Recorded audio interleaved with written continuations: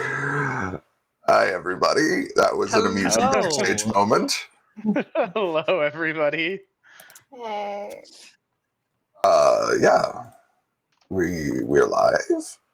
Thank you everyone for following us recently. If you have, we're getting close to hitting affiliate here, so 2 more follows, and we're there. As you can see, we are down a couple of cast members tonight. Life happens. So it'll be a little bit more chill, a little bit more Kai gets to info dump of a session. And yeah. And I get to ask for a ton of names. Oh, fuck you. Should we just get a hat for you to reach into, pull out a random name, and go, yep, Actually, this is the name now. There's a stream I watch that does that. They have a little pile of bookmarks. It's a fairy-themed TTRPG game. And they live in a library, and they have a little pile of bookmarks. And they have names written on them that the Discord community has put together.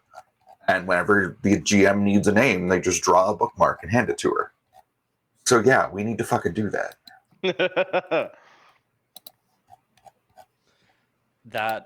Yes, I will start doing that now. I've got shit ton of post-it notes here that I could start writing names down for all of them and put them in a hat.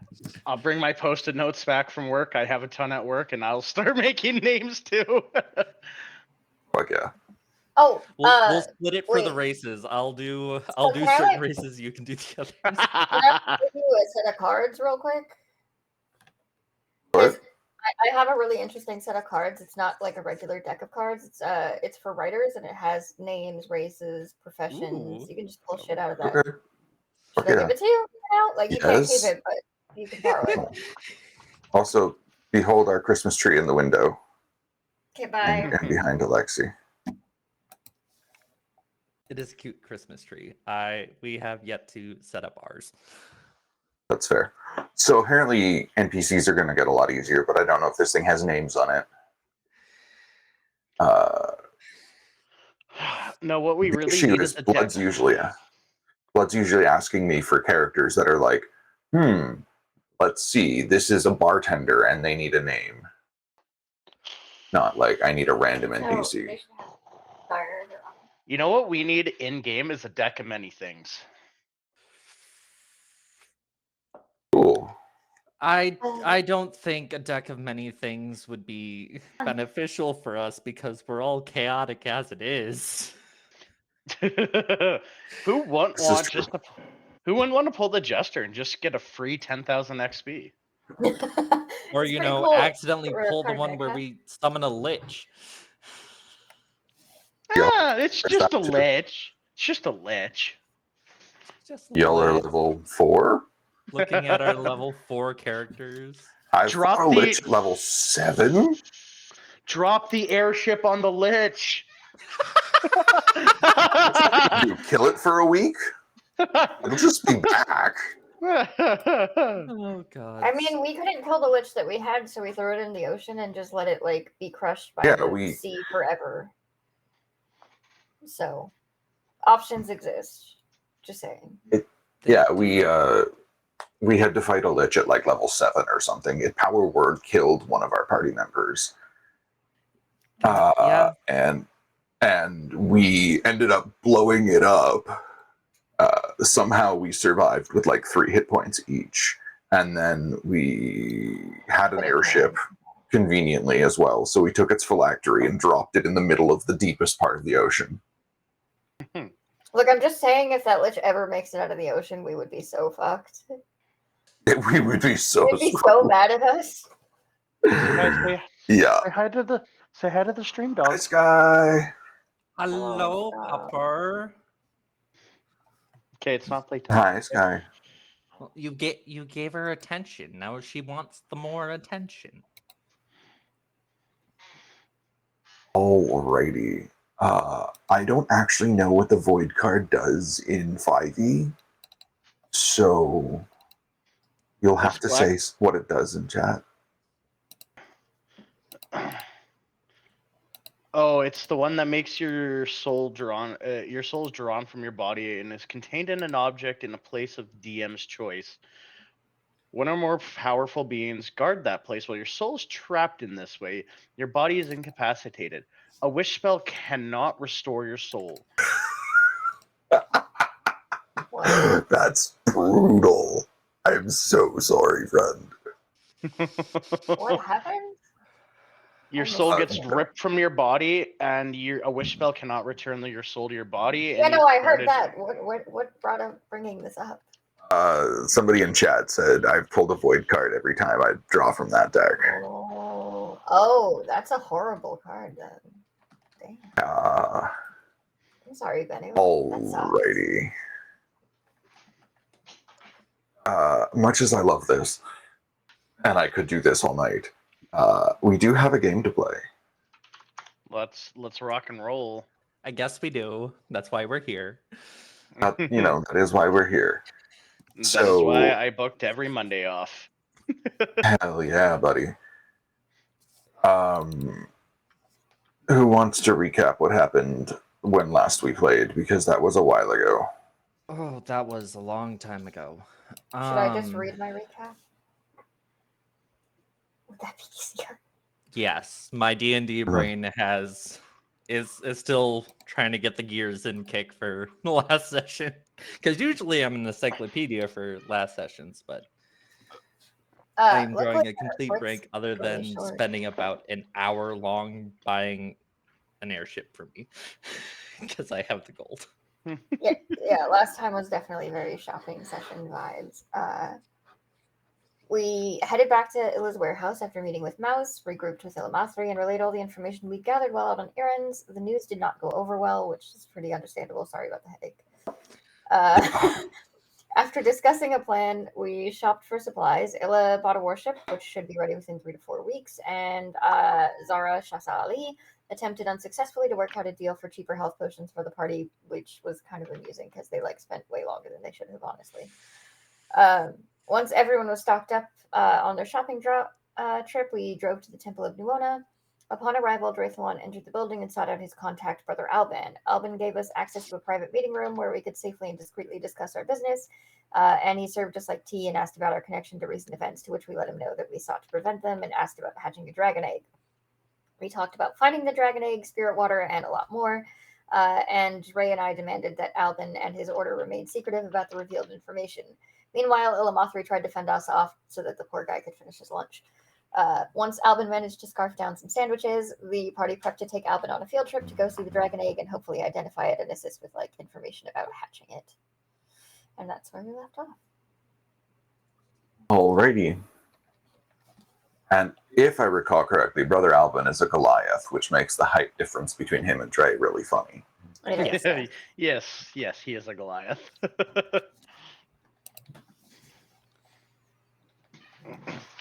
Alrighty, so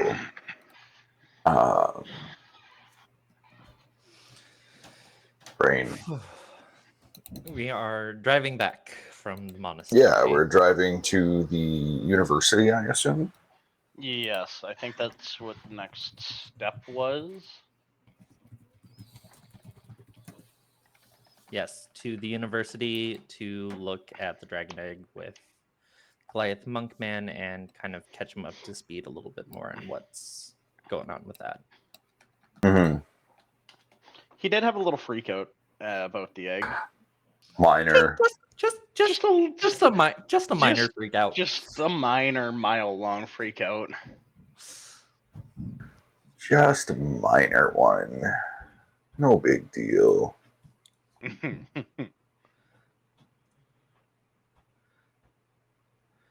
Okay. So you guys get to the university with no issue. Brother Alban is understandably uncomfortable in the front seat of Illa's car because he's a little too tall for it. Yes. And my car is not made for that people his height. No, Not made for it's people of his stature. no. Isn't it a convertible? It is. Yes. Go into sport mode. Yes, but the legs is the yeah. the issue. Yeah, Yeah, that's leg room. And the seatbelt is real low, so it's like he's locked in place. It's a little bit awkward, especially since there's a fox in the back seat who is hogging up the entire back seat. Yeah, there's a fox and a tiefling in the back seat who are going to just be sort of wandering around with the party today. It happens. The show must go on. Exactly. And it's been too long since we played last, so we're just doing it. Alrighty. So, yeah, you guys, he starts to ask a question, and then he realizes that Dre is not in the car, and he goes, oh, okay, and just sort of sits there. You will have plenty of time to ask your questions once we get to the university. I know there are probably a million running through your head right now. Yeah, yeah, as he takes like another bite of a sandwich that he packed with him. Trust me when I say that it is still reeling to me, and I've been in all of this. So it's a lot of information to handle at once. I completely understand.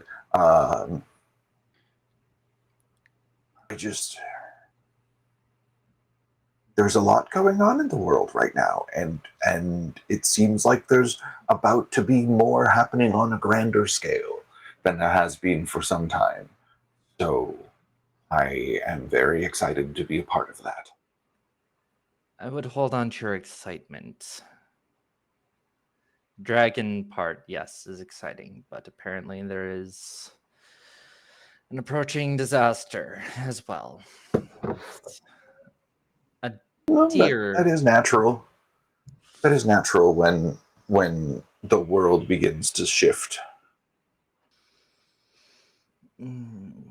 Yes, but this shifting is all due to a headache of mine that I've been fighting for over 20 years now. That is most unfortunate.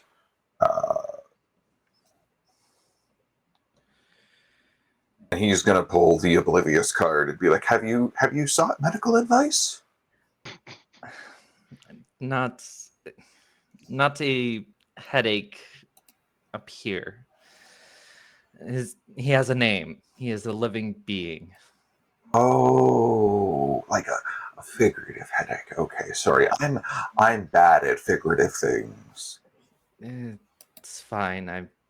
I have a lot of people around me that are bad at figurative things. I should know this by now. I should just assume everyone is bad with the figurative and just speak literal from here on out. No, but he found something else that has given him power and is now even more of a headache. So Yes. Well, unfortunate as it may be for you personally, catastrophic events usually accompany, sorry, not catastrophic, potentially cataclysmic events usually accompany major shiftings in the world. yes, and this is a shifting that kind of hangs on a very thin thread. So once we get this figured out with the dragon egg and all of that, we will tackle the next thing. Yes. That all makes sense. She'll kind of rub her temples at just everything while she's driving and just I swear to God, if I have to babysit one more soul on this entire thing, I'm going to stab somebody. Okay, we're almost to the university, and all of your questions might have answers. Very, very, very good. I apologize for any frustration I may cause today. I'm not known for my people skills. They're probably better than mine, so you're good. The fox and the tiefling alone are terrible with people skills. I Yours I can handle. Well, I thank you for that. I just And, know I'm gonna need to pay Eros some more.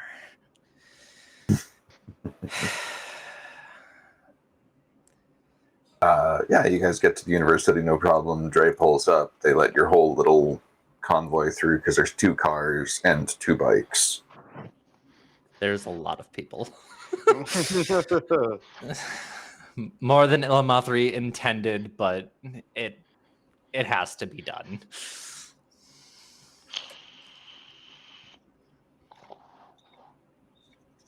After I get out and make sure everybody gets out of my car, I make sure it's locked down tight just in case, because the last thing I need right now is something happening to my car again. Yeah, that's fair. Especially since any other mode of transportation that I'll have won't be done for another 4 weeks.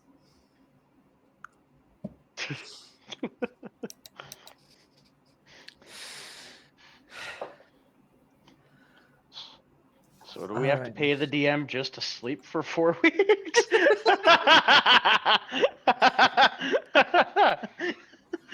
I got my banking app open, $20. Oh, that is tempting. Hey, $20 is $20, right? Right?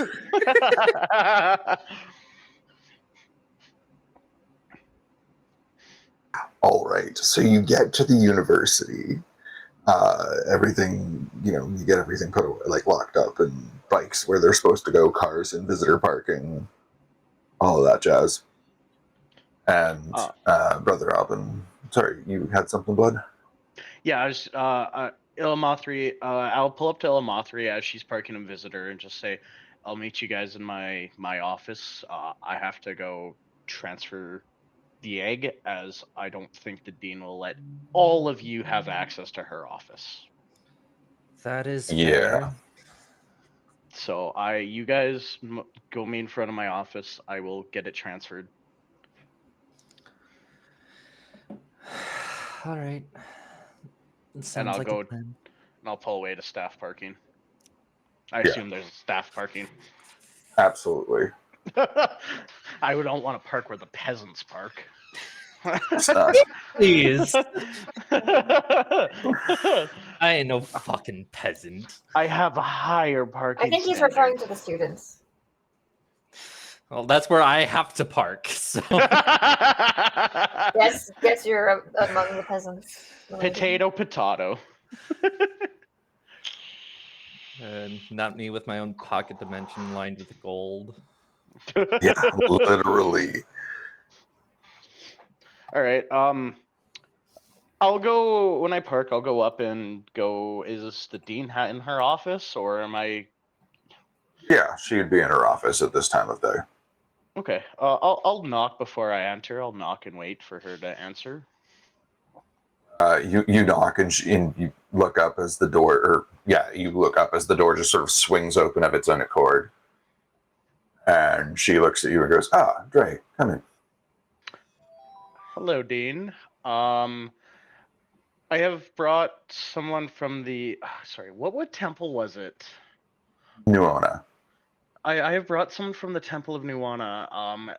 He said he might be able to help me figure out how to hatch this egg. So I'm going to be taking the egg from your office just for a couple hours, as I don't think you want to give everybody access to your office.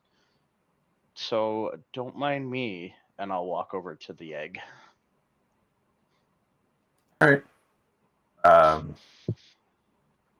She'll look at you and be like, there is a potentially easier way to get that down to your lab. What is that? He walks over, pulls a piece of paper off, like a leaf of paper out of a sheaf of papers, and sets it on the ground, puts her hand over it and chants a little bit, and a temporary portal opens up. Would I know what kind of magic that is? Would that be like an Arcana roll? Yeah. An 11. Okay. You would know that this is pretty advanced conjuration. Okay. Uh, I'll just straight up ask her. What spell was that? What spell is this? I love it. I wish I could use magic.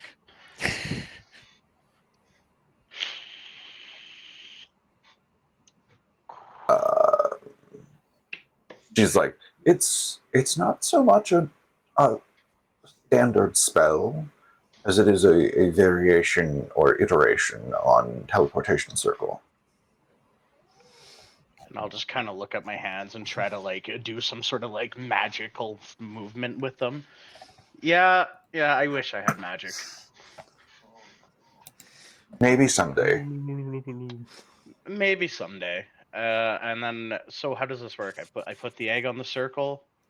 Hmm? I will go ahead and put the egg on the circle. And then she's holding her hand above it this whole time too, and she just like chants a couple more words, and you see the magical energy come from the bottom of the egg where it's sitting on, and just like envelop the egg, and then it's gone. Okay, does the egg react to the energy that's just being poured directly on top of it? Oh yeah, it's glowing like a shit, like a son of a bitch. Okay, I will pull out my notebook and just jot that down. Dean, did you see the egg? It's like, yes, it absorbed some of the latent energy of the magic. I'm kind of shocked it just didn't absorb the entire spell. Well, I would assume that the spell would have to be directed at it for it to absorb the entire thing, whereas this happened to take place in its vicinity. Okay. Well, I thank you. I shall take my leave. Have you? How's the whole Thrall situation coming along? My wife is currently handling it. All right. If there's anything you need from me and my misfit party, let us know. Of course. Thank you, Dre. And with that, I will take my leave and go downstairs to my office. All right. As you guys are waiting outside Dre's office, a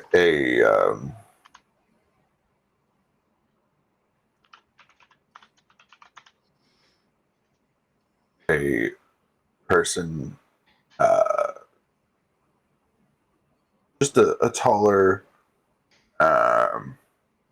more boisterous looking fellow.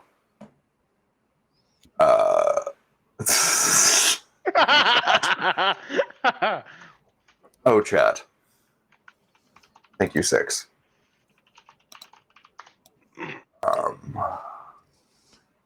A taller, more boisterous looking fellow who's like humming a song, is like walking down the hallway completely oblivious to you guys, and like almost runs into Eros before Eros like redirects him forcibly,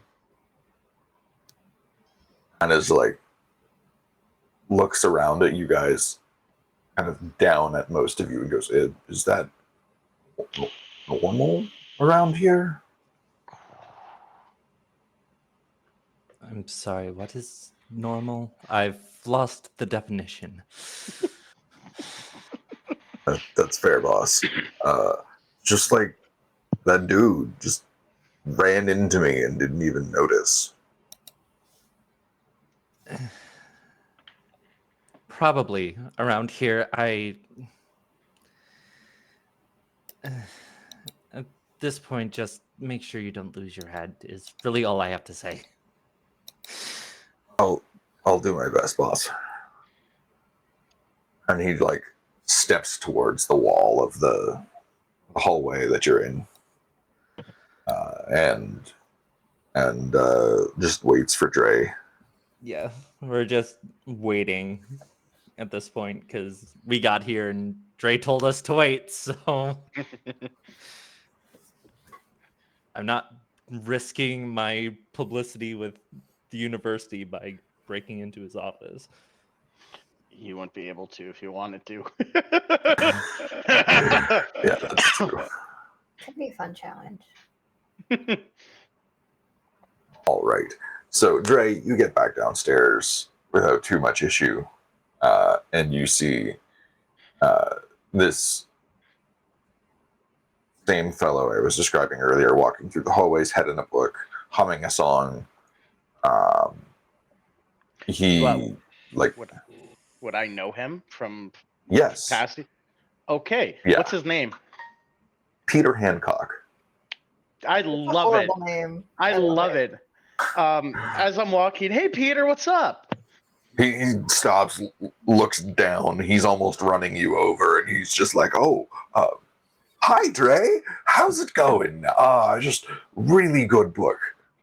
Oh, what you reading? Theoretical metaphysics." Oh, you'll have to tell me about that later. Okay, I will. I'll see you in the staff room later. Maybe. I am really busy with my friends over here, and I'll point towards this makeshift misfit party. All right. And Peter will be like, "Oh, I didn't even realize we had guests." To which Yeah, Eros like snorts and like looks the other way. All right, Peter. Can I ask you to do me a favor? Yeah, sure. If could you bring a pot of coffee? I seem to have misplaced mine in my office.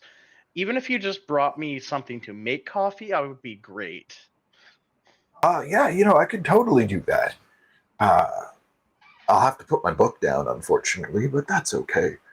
I appreciate you, and I'll just flick him a gold coin for just for helping me out. For the trouble. It Actually, lands, no. like, Here, right on his book. yeah, there's a gold coin. Where in the hierarchy does Peter stand? He is also a like postdoc employee. Okay, cool.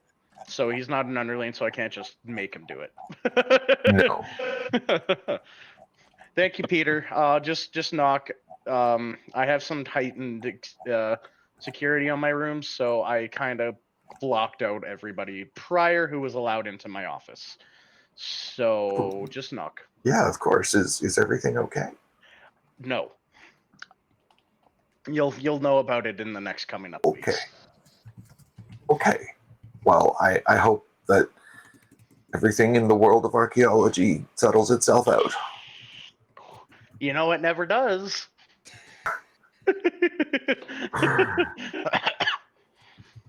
And I'll take my leave and go to my office.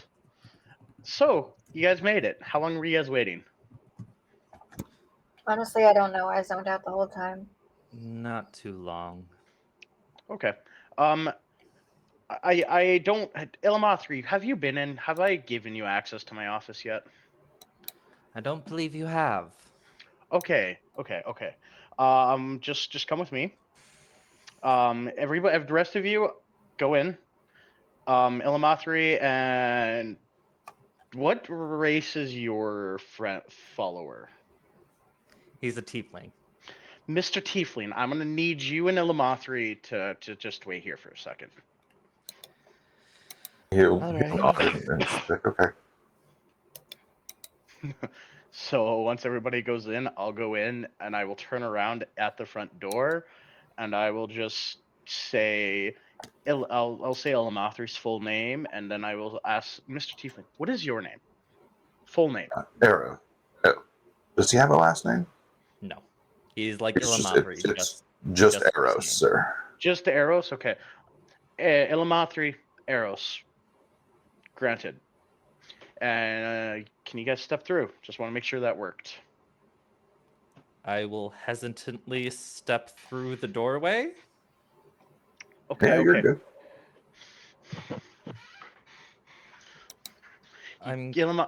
You can never be too cautious. I've had the dean help me out with some security. I see. Interesting.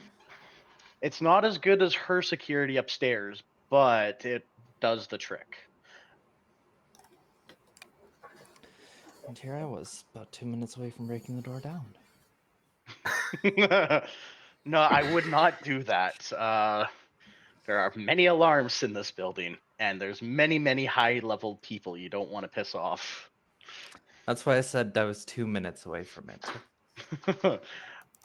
Once we get into my office, I'm going to not even pay attention to the dragon egg. I'm gonna go grab Lilith, and give Lilith a hug. All right, yeah, you walk over to your gun and you give it a hug. It bothers me that you have such a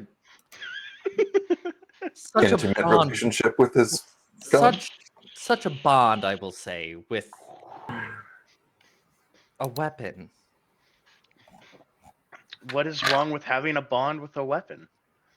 I'm only saying this because I'm a little concerned for your wife. I've seen you give more attention to your gun than your wife, who has been with us for the majority of this. I'll look over at my wife, honey. You're fine with with my attachment to my gun, right? You're used to it at that right now, right? Just because someone's Just sort used to bad behavior doesn't mean it's not bad behavior. You're okay with this behavior, right? She just sort of like, yeah, it's okay. It's a little weird, but it's okay. I I look guess at you her just and I have a just polykill with the rifle. I just Yeah. look at her and I mouth, I'm so sorry. I'm sure out of character. I'm sure she has her own thing. She's a little bit sadistic from the way Kai played her earlier. She is a little bit sadistic. And she's a nurse. She's not the fun kind of nurse. So, Nurse Ratchet then? Nurse Ratchet. She's the kind of nurse who studies pain and its effects on the mortal bodies. Cool, I'm Oh, gonna got go it. over So here. Moira. Yeah, that one. As you can see, we're just a loving family here. We just love weird things. Isn't that right, honey? I thought I had issues. All right. She just sort of nods and like pats her chemist's satchel. And then like you see a smaller, so normally her chemist satchel is just like, it's a messenger bag, but there's like a small band along the front with like tiny little vials that you can only suspect are probably poisons. That's my wife there, Lamathri.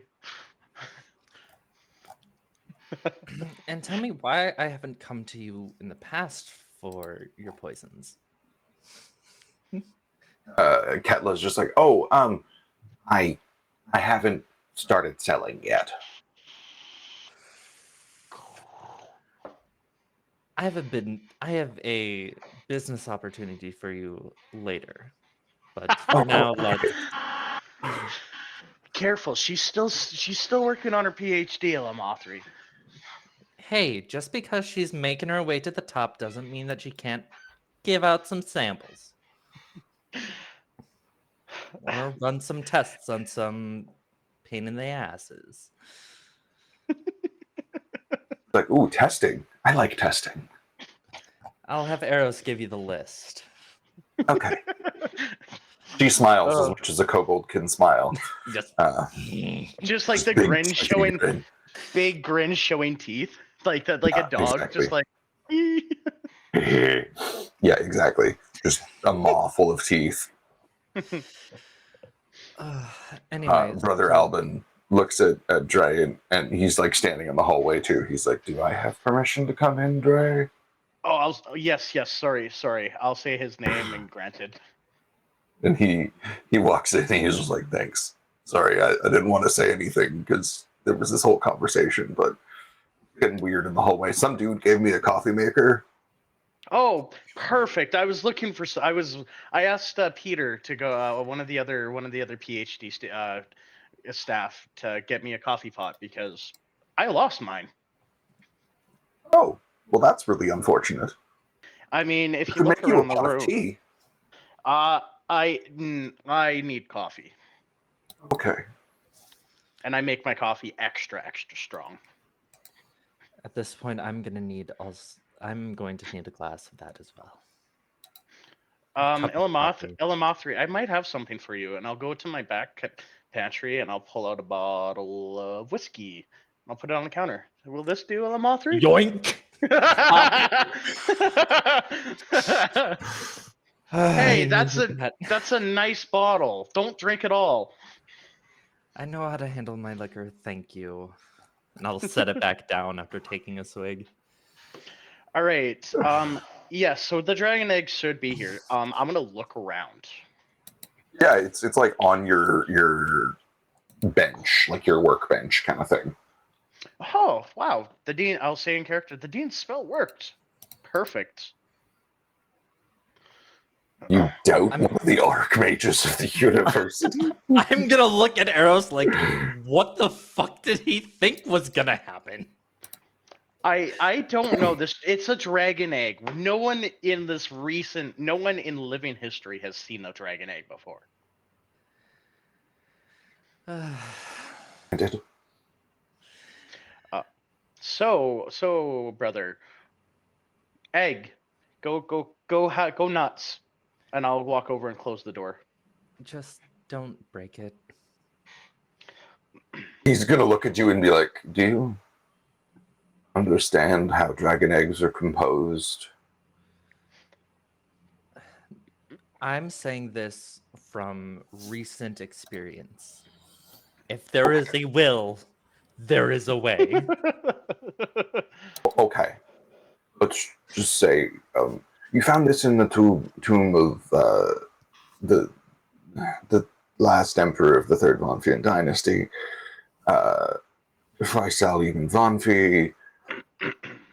He should have had a scepter and an amulet and a couple of other things. Let's just say even that scepter, if all the myths about it are true, couldn't break a dragon egg that wasn't ready to hatch. Oh yeah, I heard about that scepter. It's upstairs. He gives you this look. Like, wait, what? No, maybe let's not say all the things that don't need to be said. He's sworn to secrecy of current history. He has told us that he won't say a word until it's history.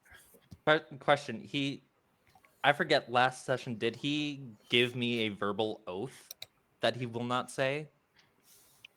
No. He Okay. gave Dre a verbal oath. Okay. I trust him. Yeah. I get special things if he makes the verbal oath to me. Oh yes. Oh yeah, I'm under one of those verbal oaths to you, aren't I? Yes, you are.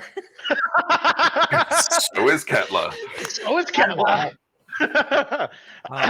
Also, because I did not write it down. What's your guys' max HP? I'm at 39 now. Let me find out. Are you okay, Katika? 14 for Ketla. For the purposes of this conversation, yes. Okay. So 33 plus Valid. 47. So I'm at 73. Cool. That's your guilt, right? Yes. Nice. Did I need to answer regarding hit points or no? No, you're not under oath to Ilamathri. Cool. Yeah, He no, made I'm this- prohibited from doing that. He made the smart decision of not giving a note to Ilamothri. It wasn't a decision, it was an order. I don't want to lose my commission. Valid. So, brother, what can you tell me about the egg? He's like looking at it, wanting to touch it, not quite touching it. He like holds his hands a couple of centimeters away from it and just like closes his eyes and just like it's like he's trying to feel the energy from the egg. Are you meditating with the egg right now? And he's just like, look, no, I'm trying to feel its resonance. Does it help if we all do it? No, It's a fair question. I love it. I love it. no, not really. If you want to try, you can come try. Yeah, sure, fuck it. Comes over and just like pretends to like do this like you know like how if somebody was like mimicking a televangelist or something or saw like a really into it spiritual leader but they didn't Mhm. actually know what to do. Yeah, like that Zara right Okay. now. Yeah.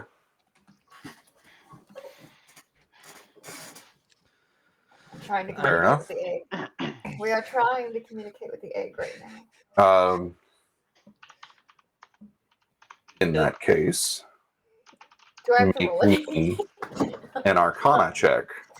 Yeah, that's not gonna do anything, but sure. Yeah.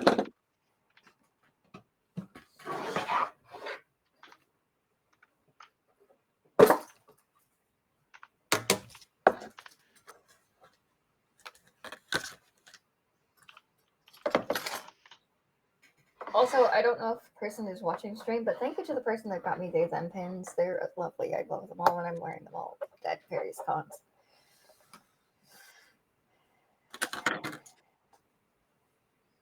I mean, like, they gave me a pin with a knife on it. See? You should show that pin, yeah. Oh, that's awesome. I love that. Like, how could Okay, if someone can find me Cthulhu pins with they them on them, You'll be besties with them forever? yes. Yes. Notes that down for later when we hit affiliate. So, you said an Arcana check? Yeah. Grand total of 5. 5. Hey, Okay. I never said I was good at this. I said I was going to try. No, you're 100% fine. So as you're doing it, Albin looks at Dre and goes, "You said it absorbs magic, right?" Yeah, do you want to see? He's just like, "1 second." And he like holds a hand up and like marks a symbol in the air and casts magic missile at the egg. As Zara is like trying to sense the resonance of the egg. I'm going to jump to the side and be like, whoa, that's not helping with the energy Your eyes that are I'm trying to closed. cultivate. Oh, You shit. don't know that he's doing this. Can I roll perception? At disadvantage, sure. Okay. I'll take it. 11. Okay, yeah, you don't notice that he's doing this because he's using silent spell. Fuck. Yay. That's really mean of him. I'm mad. That's cool. That's fine. It's great. As you're doing it, you just like, whoa, I think I can feel something as each of the darts of the magic missile hits the It's not fair. And this is like your Funny, though. internal dialogue. You're like, whoa, I think I feel something. And like you open your eyes and you see this last magic missile hit the egg and the egg flash bright blue. And Brother Albin's pointing at the egg and he's just like, interesting. I'm going to turn and glare at him and then stalk over to Illumathri. Like, Illumathri has the whiskey bottle in hand and just takes another swig and puts it down. I'll pull over a... Actually, this is a kobold's office. This is kobold-sized tables. I'll walk up to the table, and I'll walk up beside my Goliath friend. So, did you get anything you needed from that? He's like, I think so. Ooh, what'd you get? And he like leans down and oh yeah, how is he doing? Is he like fully bent over the table? yes, he is kobold-sized like, hunched over the table. He's like he's fully bent over. Yes, exactly. He like looks around. Is there room for him to sit down in your office? Yeah, it's a big office. It's just kobold-sized. Okay. I would say because it's meant. I mean, it's assuming as a university, rooms are meant for all races. It's just I have kobold-sized desks and chairs and all that. I would have like one regular-sized chair for a human, but no Goliath. Yeah, no, he's just gonna sit on the floor and like put a hand above the egg, and he's like, Dre, put your hand near it. Don't listen to him. He's a dick. I will. I'm going to put my hand right beside it, almost touching it. And he's going to be like, do you feel that? It's humming. Would I feel that? You can make me an Arcana check. Come on, dice gods. 21. Hell yeah. Yeah, you totally feel it. It's like it's vibrating, but at a very, very low frequency, like so low you guys can't hear it. I do hear it. What is that hum? I think the egg is awake. So I'm you're telling sorry. me all. What? I think the egg is awake.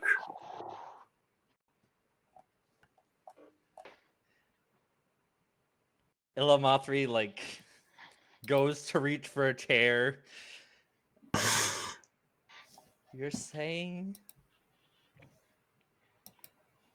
that we have brought it here to the middle of civilization, to the university of all places, and it is waking up.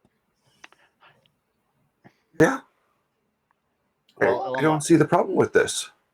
Well, Ilamothri's going through a panic attack. I will hug the egg and pick it up and cradle it like a baby and shake it. You're awake!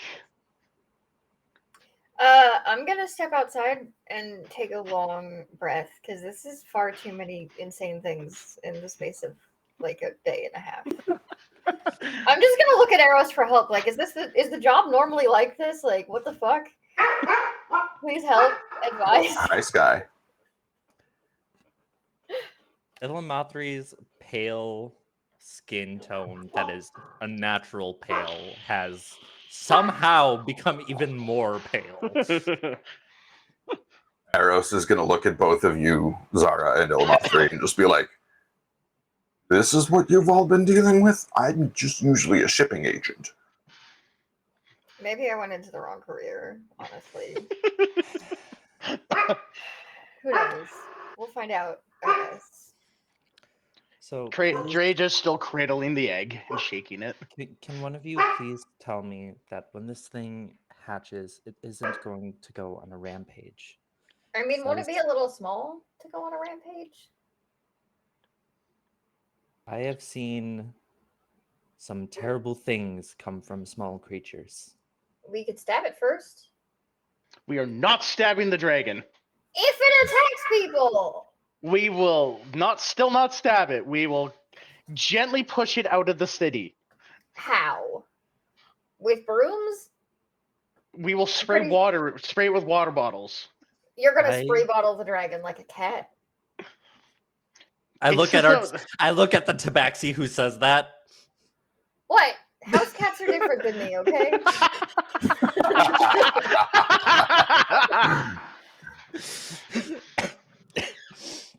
Two very different species. I just need to know that when this thing wakes up, it's not going to lead to innocent blood on our hands. I mean, it wouldn't be on our hands, it'd be on the dragon's. We brought the dragon into the city. Yeah, well, I mean, it's a historic discovery. Of course we brought it into the city. Albin will look at you and be like, oh, no. When it hatches, it'll be the size of a border collie. Will it be as trainable as said border collie? He's just like, I mean, it is significantly more intelligent than the border collie, so good. I don't see why not. Thank you. And I'll look over at Tristan, who's just sitting in the corner. Dogs are very trainable, so let's hope this dragon's trainable. Isn't that right, Tristan? And Tristan wags his tail and looks at you for a treat. I just needed to prevent myself from having another heart attack because I'm pretty sure I went through almost 3 in the last 48 hours. Okay. But how does one train something that's intelligent, though? Albin looks at you and goes, well, much the same way you would raise a child. You speak to it. You teach it. I will just immediately start talking to the egg and just telling it about my studies as I shake it still in my arms. We're doomed.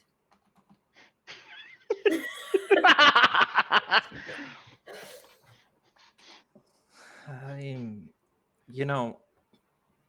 I'm not surprised. I am not surprised anymore.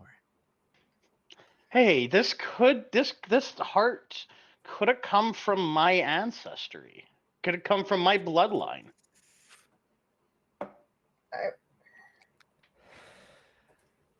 Alvin's gotta- gonna look at you and be like, I quietly pop open the whiskey bottle and take another swig. I Alvin's just love looking at low. Dre like, maybe, probably not. Maybe, probably not. Maybe is the key word there. I'm going to, while this is all going on, I'm going to turn away from the party, pull out my book. I am going to see if the Cabal have wrote me since the last I wrote them. What was the last you wrote them, and what was the last you heard from them? I forget. Wasn't The it- last I heard, or the last we wrote to each other, was in the crypt when I told Dre about the Cabal, and Mhm. when Dre made the oath to me, Right. telling them that Dre was in the loop with everything. Dre is under my protection. Everybody here is under my protection, and in them being under my protection as is under the watch of the Cabal. Okay, yeah.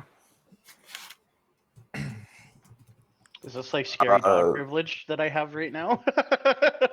Basically, just nobody else knows it's scary dog privilege yet, but like anybody who's aware of the occult would feel that scary dog privilege coming off of you.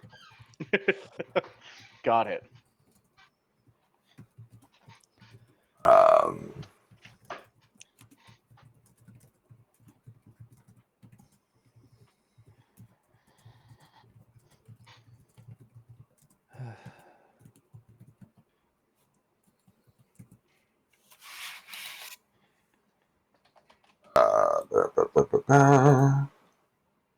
So, yeah, the Cabal has not written you anything per se, but there is. This is going to be harder to do in a streamed game than in a pen and paper game. There's a symbol that shows up on the next free space on your book. Okay. Should me and them mute or deafen? We can always do that. No, I normally I would just draw the symbol and hand it to the player. Oh, but that's harder to do when I don't have. go Microsoft Table. Paint.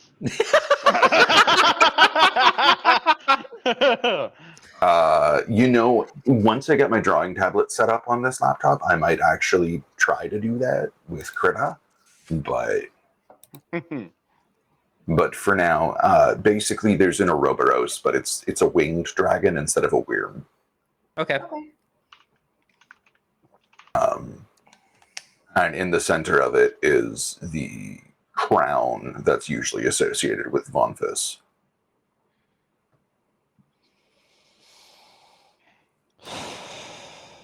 I'll close my book and put it away.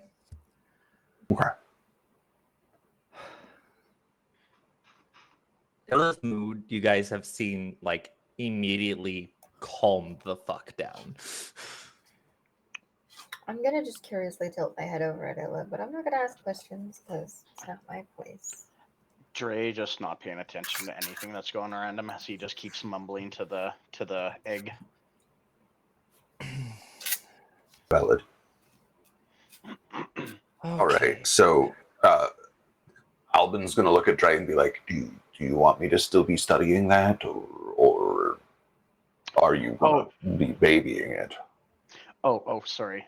And I'll put the egg back down, and I will just sit crisscross applesauce on the floor with my hands kind of in like that motion. Impatiently waiting. yeah, impatiently waiting, just kind of tapping my snout. All right. Okay. So Albin will like take the egg from Dre, and like he's also sitting crisscross applesauce on the floor, and he'll just like hold the egg in his hands. It's quite small compared to him, and he's just like thinking about it, and like, and then he like starts pouring his hands over it, and he's like, "You wanted to know what type of dragon this might be, correct?"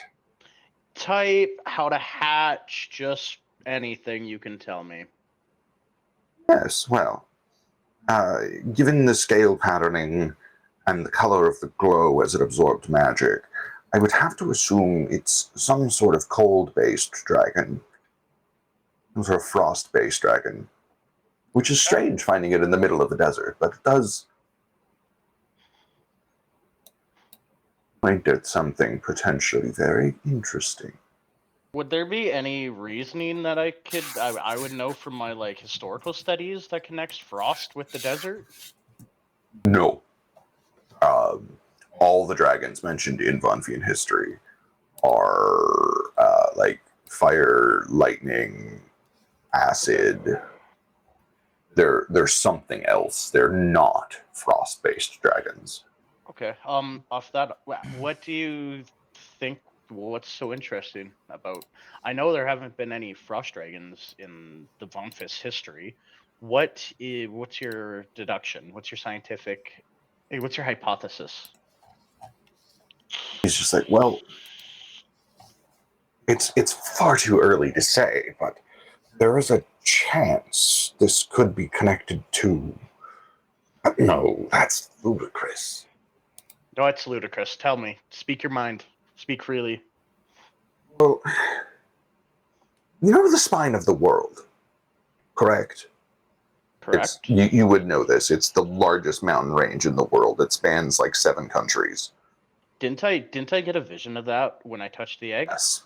I will tell Yes, him you that. did. I got a vision of that when I touched the egg. Of me flying over the spine of the world.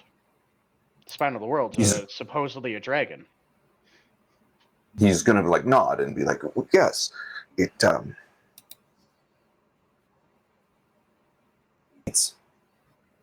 theorized among some scholars that the reason for the particularly brutal cold near the spine of the world is less to do with the altitude and more to do with the biology of the dragon that makes it up. So you're thinking that it was a frost dragon that is the spine of the world. It's a common hypothesis, yes. So you're telling me we could be dealing with the kin of the biggest dragon in the world? We could be. I don't know. But it's the only frost drake I can think of. My follow-up question for you, brother. Hmm? The nature of dragons is mainly based on their scales, correct? Chromatic, metallic. That is a common theory, but there has been no dragons around in quite some time. I'm more of a believer in that each dragon is unique. It has its own temperament and personality. Could you give us a close estimate on what kind of scales this dragon might have by the egg? Or is it way too early to even see that? Well, you see, the scale patterning is very similar between pairs of draconic types, often. So, for instance, red and gold dragons have very similar scale patterning, with very different colorations. It's often thought that they are. He like hands the egg to Dre so he can talk without having to hold it in one hand. No, It's often thought that they're like two divergences of one bloodline. So Okay. it could be white, it could be silver. It's very, very difficult to tell based on the scale patterning on the egg. The blue glow, again, it could be white, it could be silver. There's no real way to tell. Until it is hatched. Until it hatches. But that said, the belief that you expressed about dragons and their temperaments based on scale colors is generally considered to be an archaic assumption now. More conclusive research into the histories of various regions of the world has led people to conclude that dragons, much like all other sapient races, are individual and unique.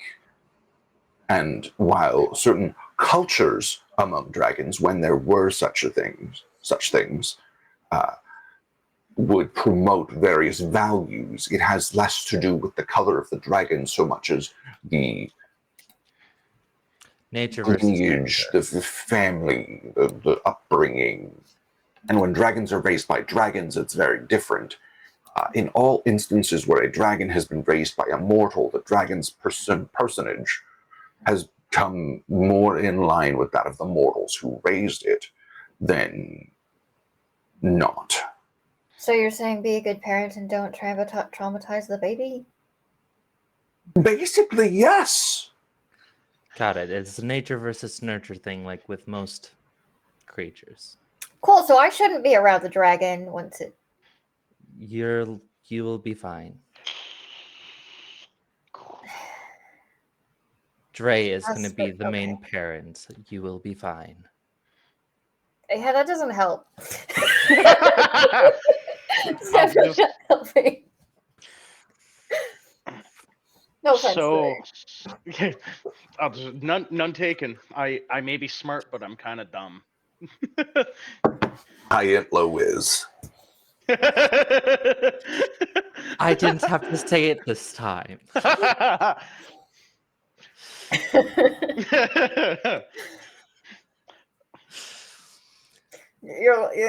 Albin's like, the mission is to be a good parent, and Zara's like, well, that's mission impossible. So Pretty you much. say being raised by mortals, it takes on the aspects of the mortal who raised it. Does it have dragons? Do dragons build a connection with mortals if they're raised by mortals? Yes. There's fascinating examples throughout ancient history of kingdoms being led by those bonded to dragons.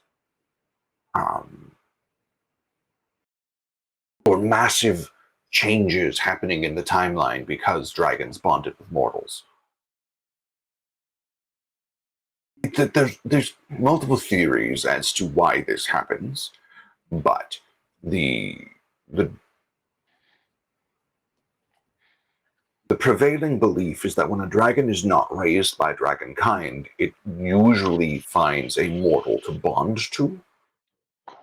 And because of the way dragons are, I don't know the correct wordage right now, but because of the way dragons exist, they are spiritual entities. They bond to the soul of the mortal that bonds with them. And then form a lifelong attachment, to the point where if the mortal dies traumatically, the dragon may die traumatically. So your souls get intertwined. Yes. That could be dangerous if we're in the wrong hands. Absolutely. It's believed that dragons are a largely spiritual entity made physically manifest through an act of self-will.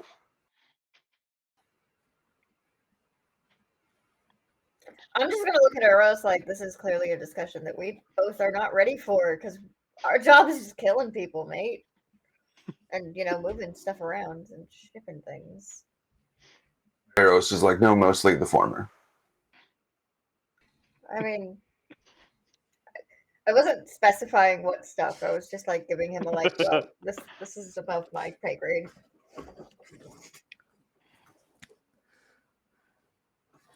So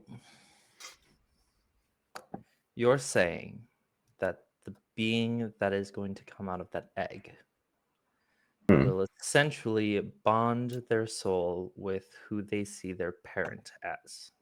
Yes? That is the prevailing theory, yes. Again, there haven't been dragons for over 1,000 years, so most of us shorter-lived races don't have a whole lot of real-world experience with them. And Is there even in the anyone who last, does? well, even in the last 3,000 to 4,000 years, dragons were very rare. So it's difficult. In our region of the world, no, there is no living being that we know of who has experience with dragons that is not also exceedingly powerful. And I would love to say I have experience, but I've only been, well, a woman never tells her age. I've only been above ground for about 200 years. So I'm a little late to that party. And I'm only 6 years Yes. old. So Let the 6-year-old be the parent.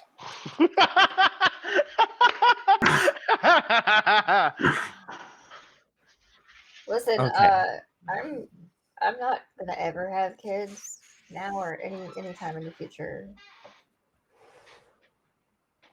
Like in character. Mhm. But like you said that there are people that are really powerful that might have, or like on the other side of the world. Is there any way we could like find them, get advice? Do you have an airship? Maybe. Maybe.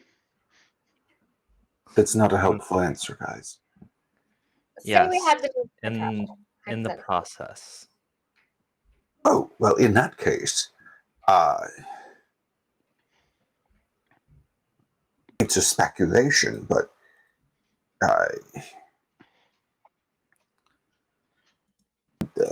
pull up the map. In the neighboring principalities of Kagos and Vavia, there's a chance that there are elves that would have interacted with dragons, or in the Hetharan Caliphate. There's many places that there are ancient kingdoms, some 30, 40,000 years old. Would Zara know about the old guildmaster? Because is Vane old enough? Zara would know of the old guildmaster, but not really a lot of detail. Okay, fair enough. Out of character, Vane is old enough to have met a dragon. So I could But ask Kaz, and maybe Kaz would know. Maybe. maybe? Fair. It's just another option. Sorry. Yeah, no, you're good. But yeah, there are definitely people or beings, as he says, that are old enough to have interacted with dragons in the past. The issue is the only ones in the area would be things like Jinn and or stuff like that. All right. Well, maybe I Because can the talk to my region, guild and see if they know of anyone old enough or powerful enough that we could talk to. And we could also check the elves in the other cities. That would be our best bet. My only concern is leaving with Thrall at the reins of the city. Maybe the dean could help us communicate with someone overseas without leaving. Yeah, that's a good choice too. Give me 1 second, and I will go over to a phone and give the dean a call. Okay. You give her a call. She picks up. She's like, "Yes, hello, Dre. I need your help. What can I do for you?" We need to talk to people from The what is it? The Helanan Caliphate? The Heiferin Caliphate.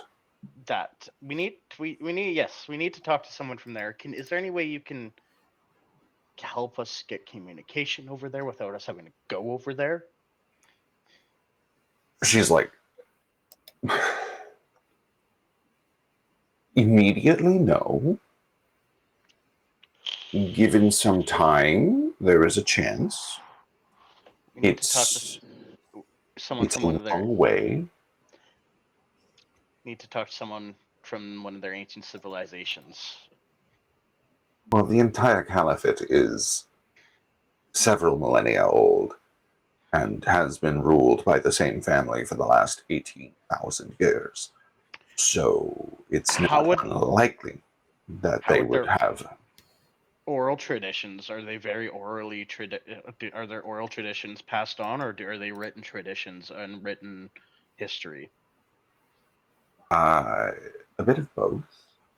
Okay. I know some about Heiferin myth, but it's very different than most of the rest of the world. If you could work on getting us a way to get a hold of them, that would be great. Dre, also, We'll see what I can do. If that is not an option, can you ask the dean?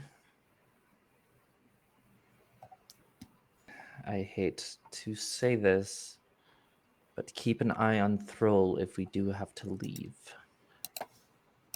Okay.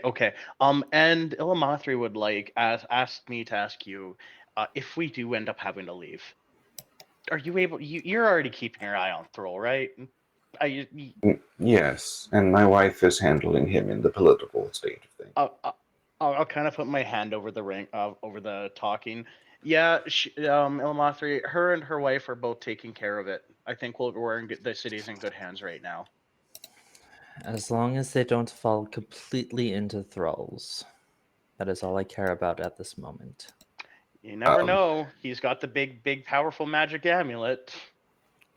When Dre mentions the dean's wife, you would know that to be one Lady Elena de Roquel, who you know to be one of the most powerful people in the city.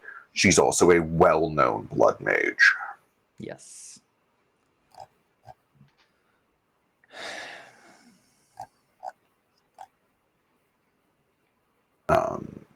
Yeah. So the dean then goes, is that all for you, Dre? Yes. If we could talk to someone of the royal family, hopefully a royal historian, that would be wonderful.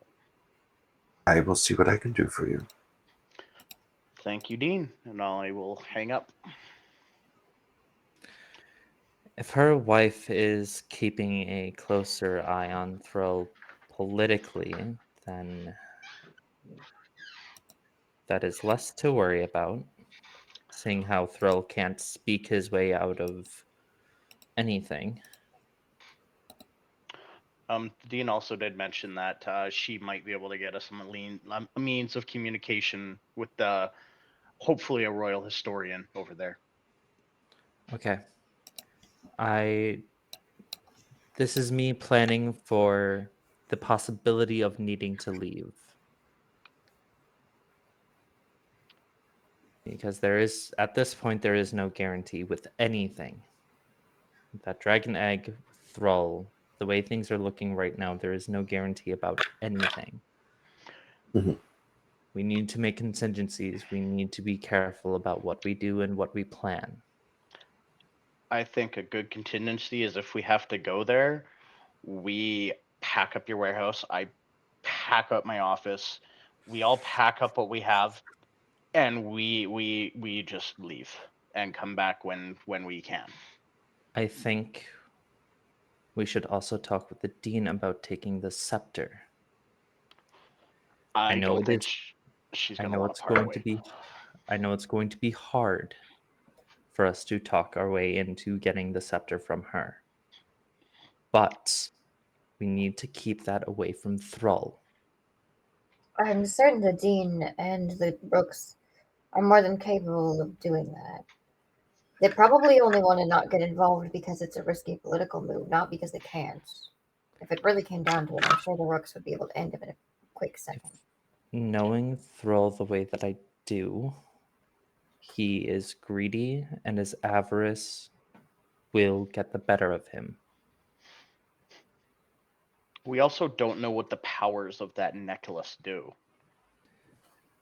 And I'll look over at the brother. Do you know what the powers of the necklace do? He's gonna like set the egg to the side onto your little desk because he wasn't like looking at it while you were talking to the dean, and be like, the necklace, the amulet of kings, I believe. I mean, it's a thing of legend and of myth, so it could well it could well possess all of the powers it once is said to hold. It could possess none of the powers it was said to hold. We don't have a way of knowing for sure. It's said to have the power to bring low my enemies.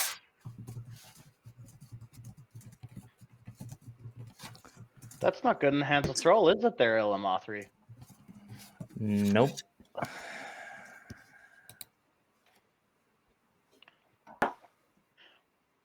So contingency is run away on the airship.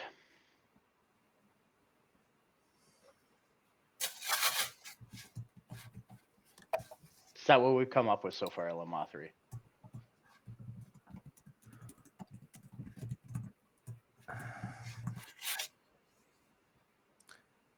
Unless this is a huge risk, we get that necklace away from him somehow, but he has that thing guarded if it isn't around his neck at all times.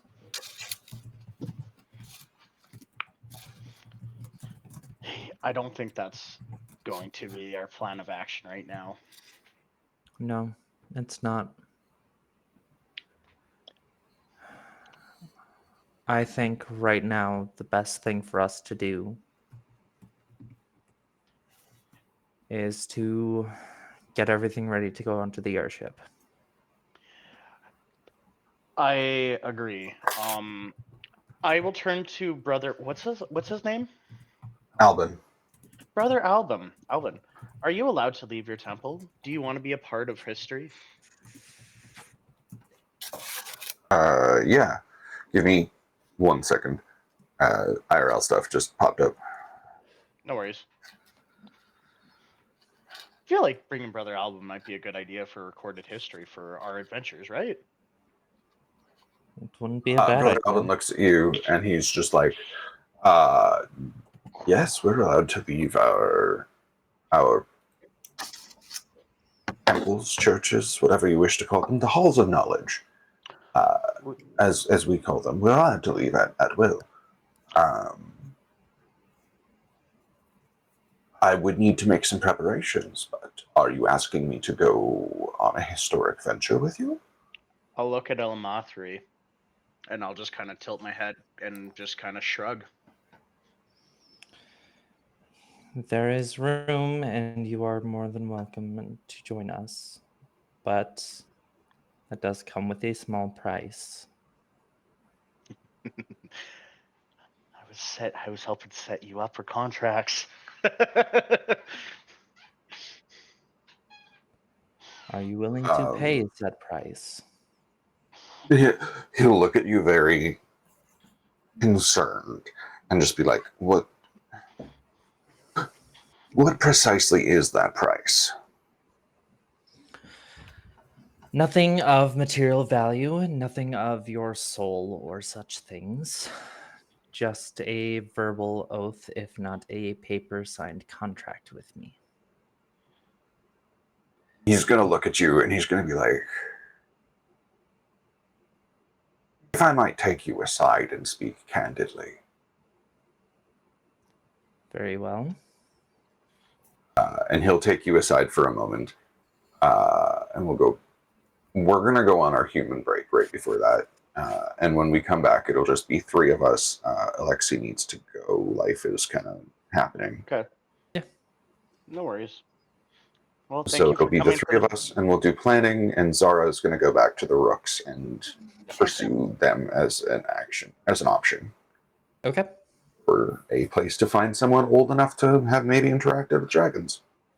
Cool. Well, thank you for coming for the first half. Thank Yeah, you. sorry, I Yeah, tried. it's all good. You get No better. need to apologize, hun. It's okay. Yeah. So we're gonna go on our human break now. I'll see you guys in 15. All right, sounds good. 15 Alright. minutes. Peace.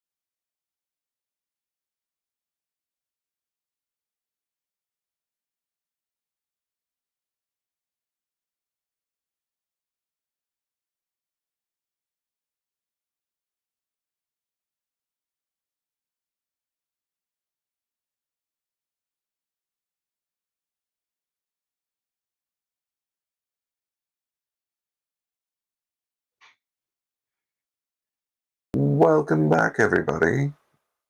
Hello again. Oh, and I have a We are. Oh, hello, fiance.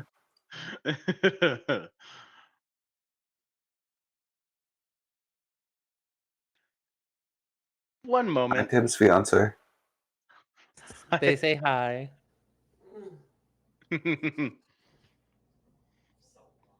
Is Trek following us?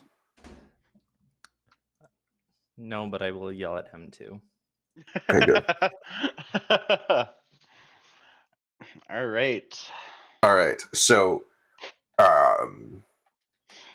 we talked about a lot on our human break.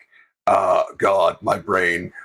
Brother Albin was taking Illimathri aside, right? Yes. Okay. Let me have a swig of water to get the brain going The again. brain back.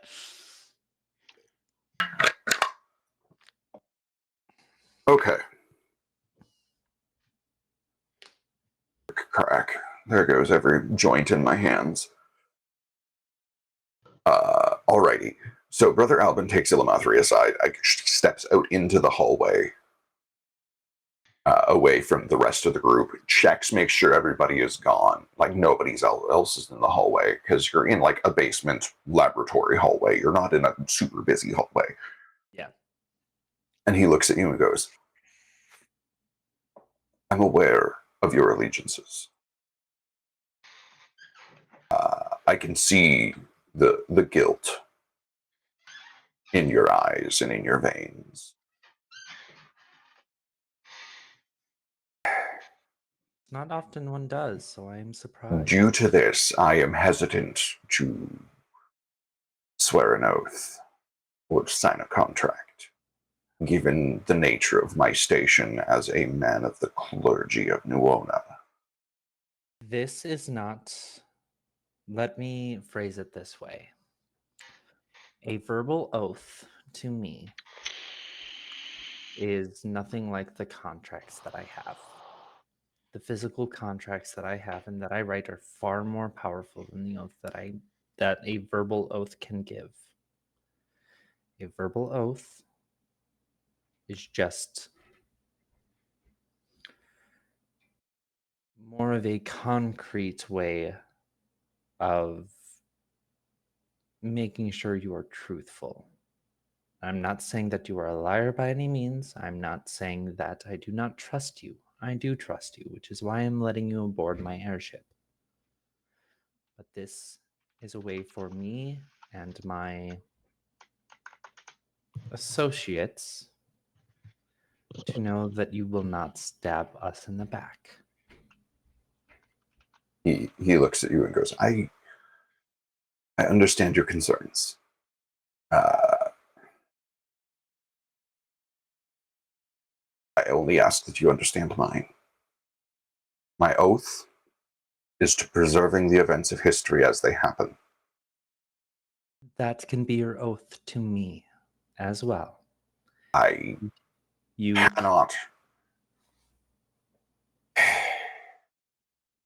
cannot lightly swear oaths. There is a magic that comes with our order.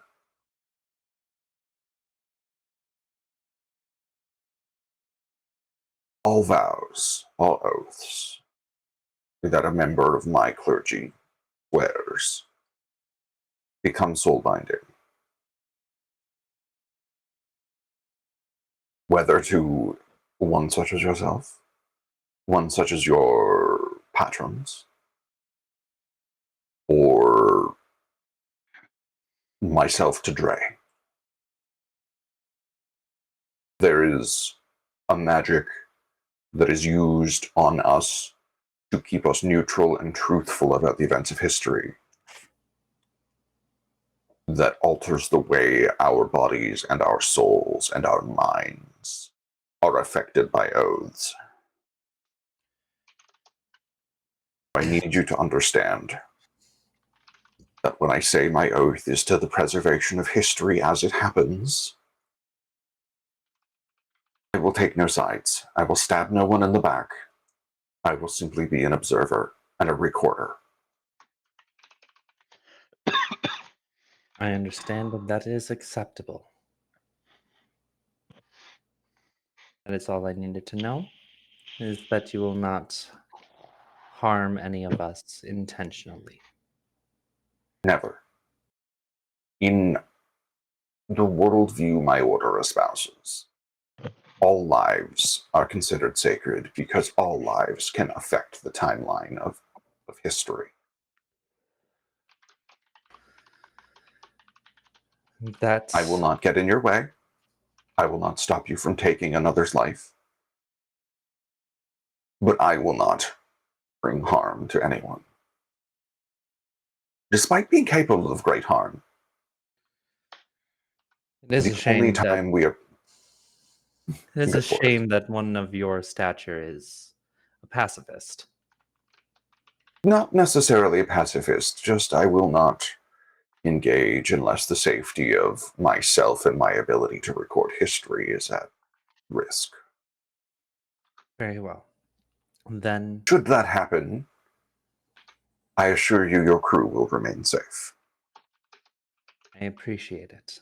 And I will assure that no one of my crew will mean any harm to you and will protect you as a historian and as a quote unquote civilian aboard our ship. Yes. He would smile and be like, "Oh, you need not worry about my safety so much. I am quite capable of taking care of myself. There is no But doubt I about that. appreciate the gesture." It is more along the lines of making sure my crew knows that you are important, even though that you are not directly affiliated with me. Make him Yes. work.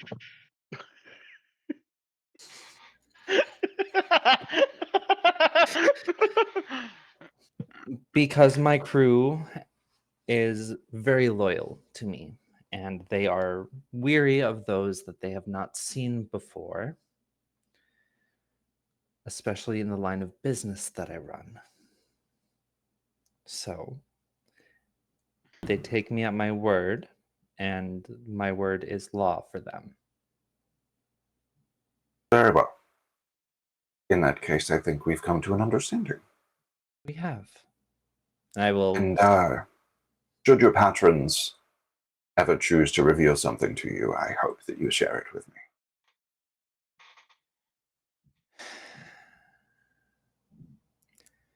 That I would need a discussion with them prior.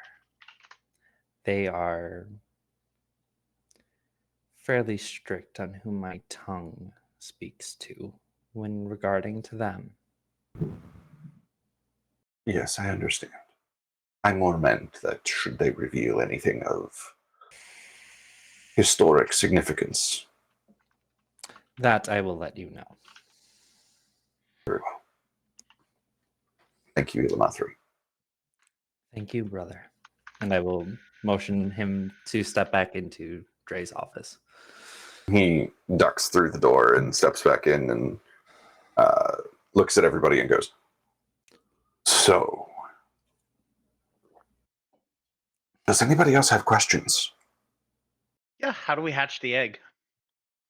Well, you see, dragons historically hatched their own young for the most part. But those stories that we do have of people, mortal people, non pseudo divine people, who have hatched draconic beings, generally tell us that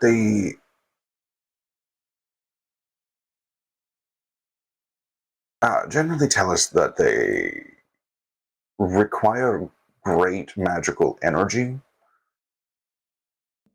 and that they how do I word this? We throw magic Google missiles this. at it every day until it hatches. No, that won't do any good. It'll absorb the magic, but you would take 1,000 years to hatch it. What if we had it absorb the magical energies of the scepter? I don't know if it could. That's the issue. It was near to the scepter before it began to hatch. Because I assure you, it is in the process of hatching now. It's not so much an if as a when. It will hatch. It will hatch at this point in time. So we just have to help it hatch or wait for it. Well, it won't hatch in your lifetime if you don't take action.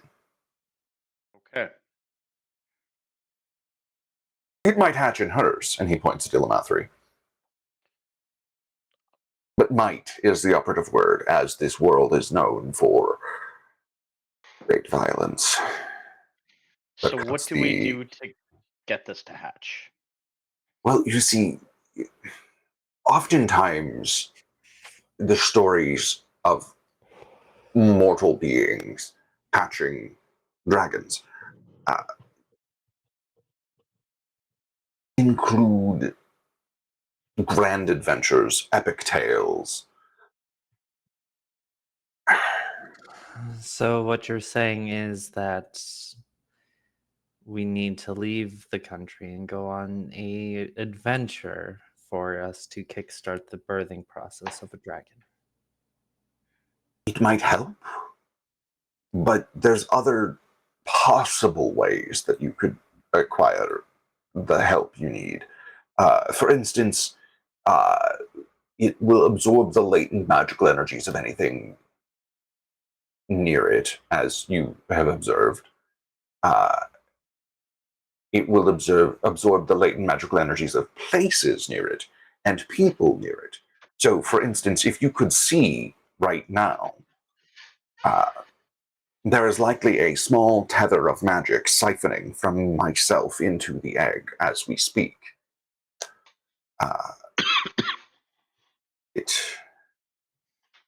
It absorbs magic in its vicinity. So, should someone bring it near to the site of a great battle, it would absorb magic from both sides of the battle, and it absorbs the essence of life itself, in a sense. It absorbs history as it happens.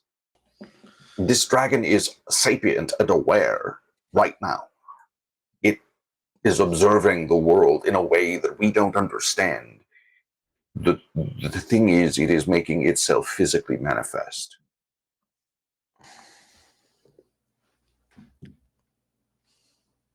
So,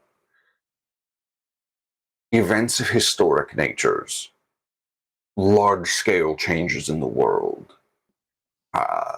beings of great power, being near any of these things can accelerate the hatching process in much the same way as going on a grand adventure could, potentially. This is all my theories. Now, I'm not a draconic expert, per se, but I do understand much of the histories, and my mind has been scribed with many, many runes. Holy shit, guys, we hit 50 followers. Hell yeah.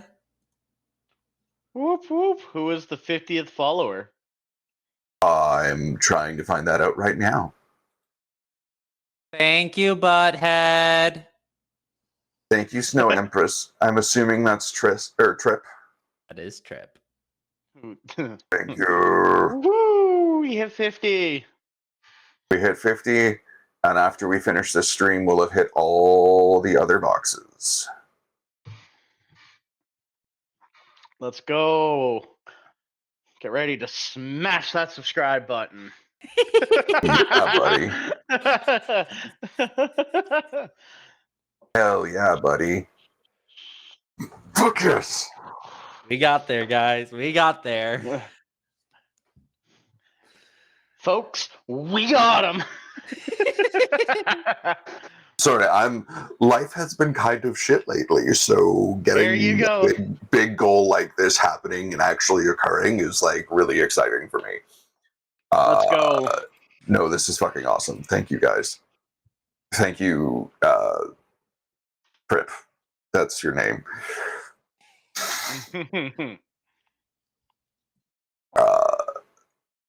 Fuck yes. Okay. Woohoo. Okay, man, Out of back to stream- DM. Out of streamer brain, back to storyteller brain.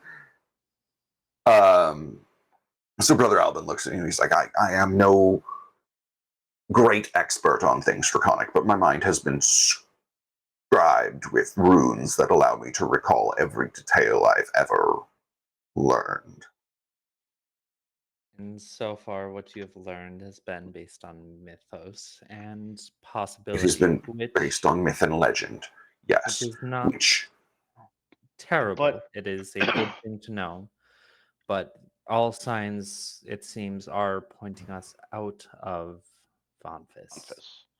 So, yes. do we start making plans to evacuate the city? I do not know that one would need to evacuate the city, per se. To go adventuring out of the city. I will Yes, that might my- be a thing that you would like to do. I can get my That's it. warehouse and everybody to get ready to go. I will unfortunately have to close my doors for about a week once we start getting everything ready and shipped onto the airship. What do you out of character question, what if we had someone of high stature pressuring the dockhead, the ship hands to make the ship? Would it get built faster?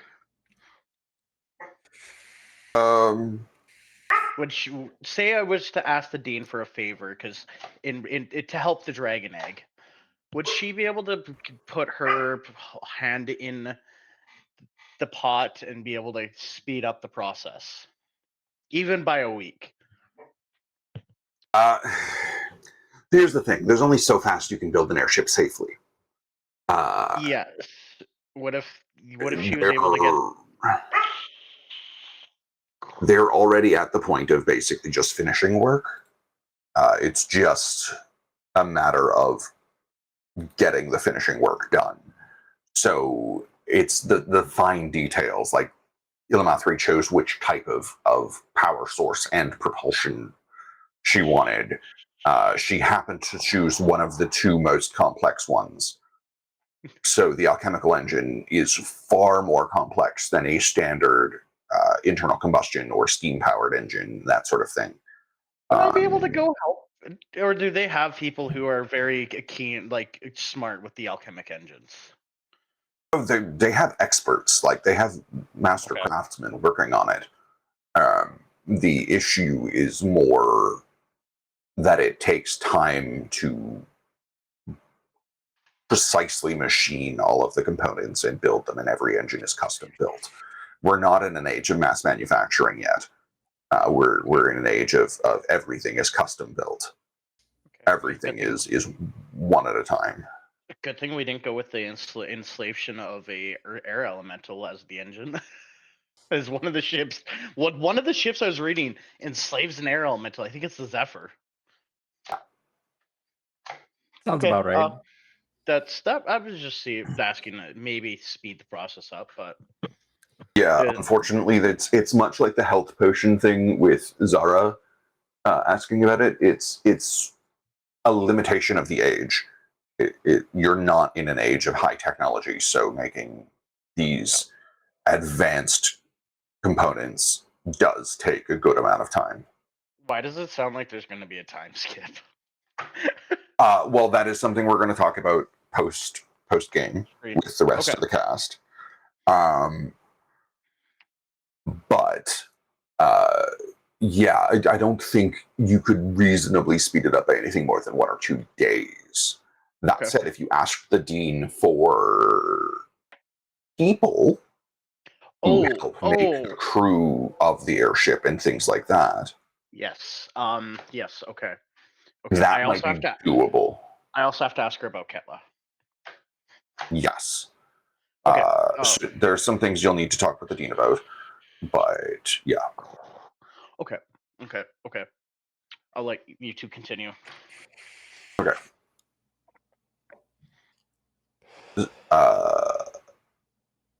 Yeah, so Brother Alvin is going to look at you and be like, yes, I understand. It'll take me some time to finish the archival work that I'm currently in process of. And how long until your airship is ready? 4 weeks. 4 weeks. I can be done in that time. Yes, absolutely. That's quite fine.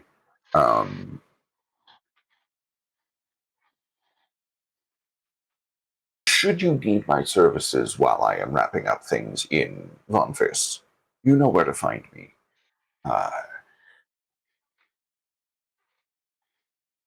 If you would like, over the next 4 weeks, while you are waiting, there are potentially beings in the local area that could have had experience with those things draconic. I know I'm caging my words. I don't wish to disclose identities of these beings until I'm sure that it would be useful information.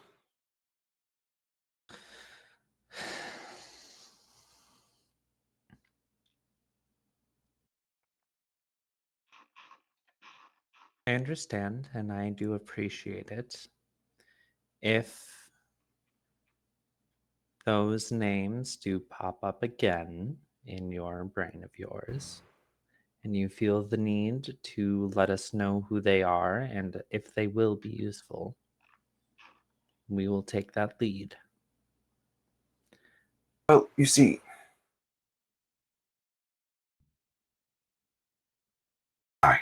I'll just be forthright. Uh, there's a very powerful djinn in the desert not far from here. His myths go back as far as Vonphian itself.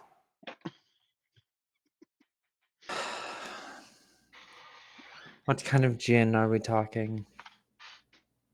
Well, any freed. The worst kind.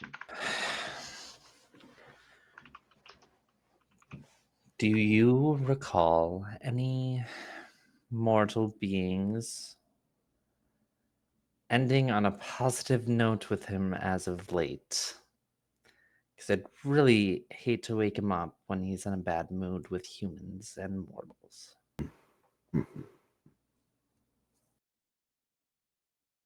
You see, that's the thing. His last known location is a shrine deep within the deserts near Vonphian. But no one has recounted experiences with this particular Ifrit for some 2 centuries now. I'll look at Dre. There's no So true way of knowing. head to the desert.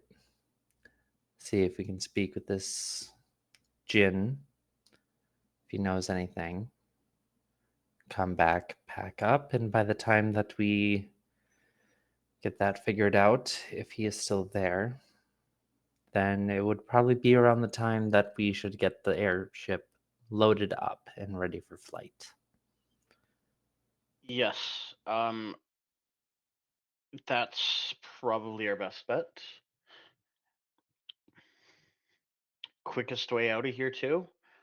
If may I add a suggestion, talk to the ship hands. See if you can start loading cargo as they're building. You said the ship. They said I heard you said the ship was already made and they're just fine tuning it. They might give you access. It's mostly made. They might give you access to the shipping bay. Now, if you're closing your doors for the Oh. 4 weeks, I wouldn't close my doors until the last week, so we have that entire week to load up and get everything.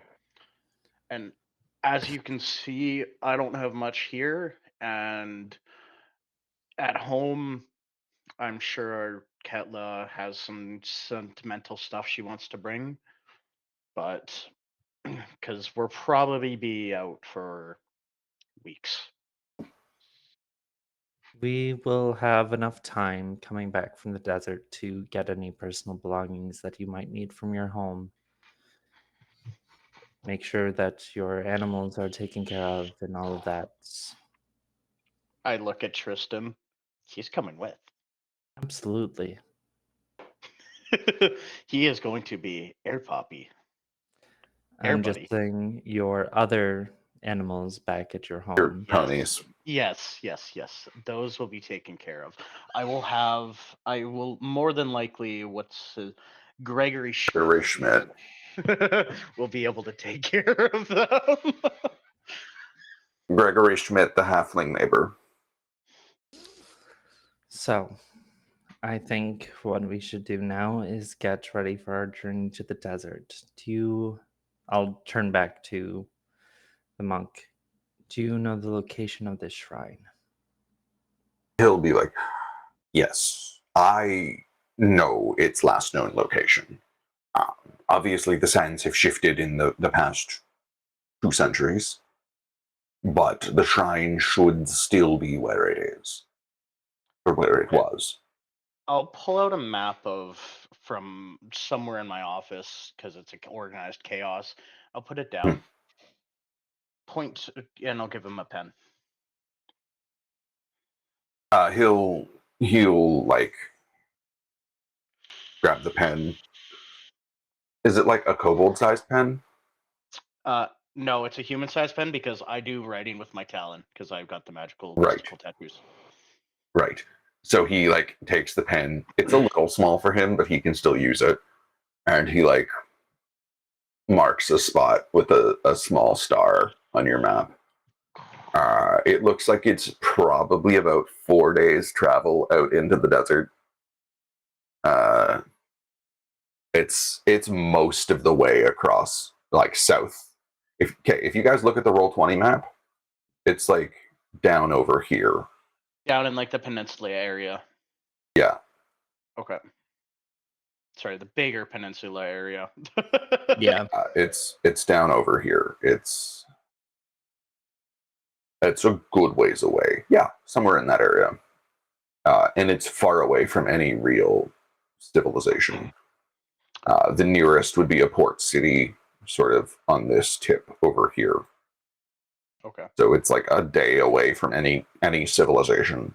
It's just in the middle of deep desert. It's not real friendly terrain. Something tells me we take a ship. This in character, Illumothri, we should probably take a ship to the port city and go in from there. It's probably our best bet. Don't you have a ship, Illumothri? Technically, yes. For business purposes. What could be more business than this? Taking that ship would halt business. I should have thought of that.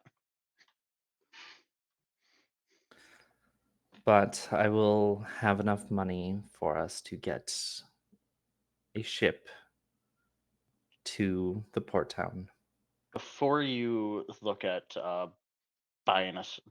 chartering a ship, I'm going to call the dean down here, and she should be involved in what's happening with this egg. Very well. So I will go call the dean, and yeah, I'll go call the dean. He picks up her phone and she's like, yes, Draithalon. Can you come down to my office, please? My laboratory. Right this second. Yes, we're talking about leaving Vonphis in a couple weeks with the egg and possibly asking you and possibly the scepter. Can you please come down here?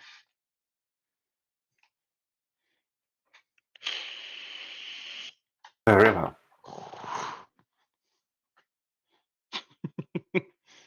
And I'll And- thank you. And beep. Like 2 minutes later, has Illa ever seen the Dean? I don't think so. Okay. I don't think I have.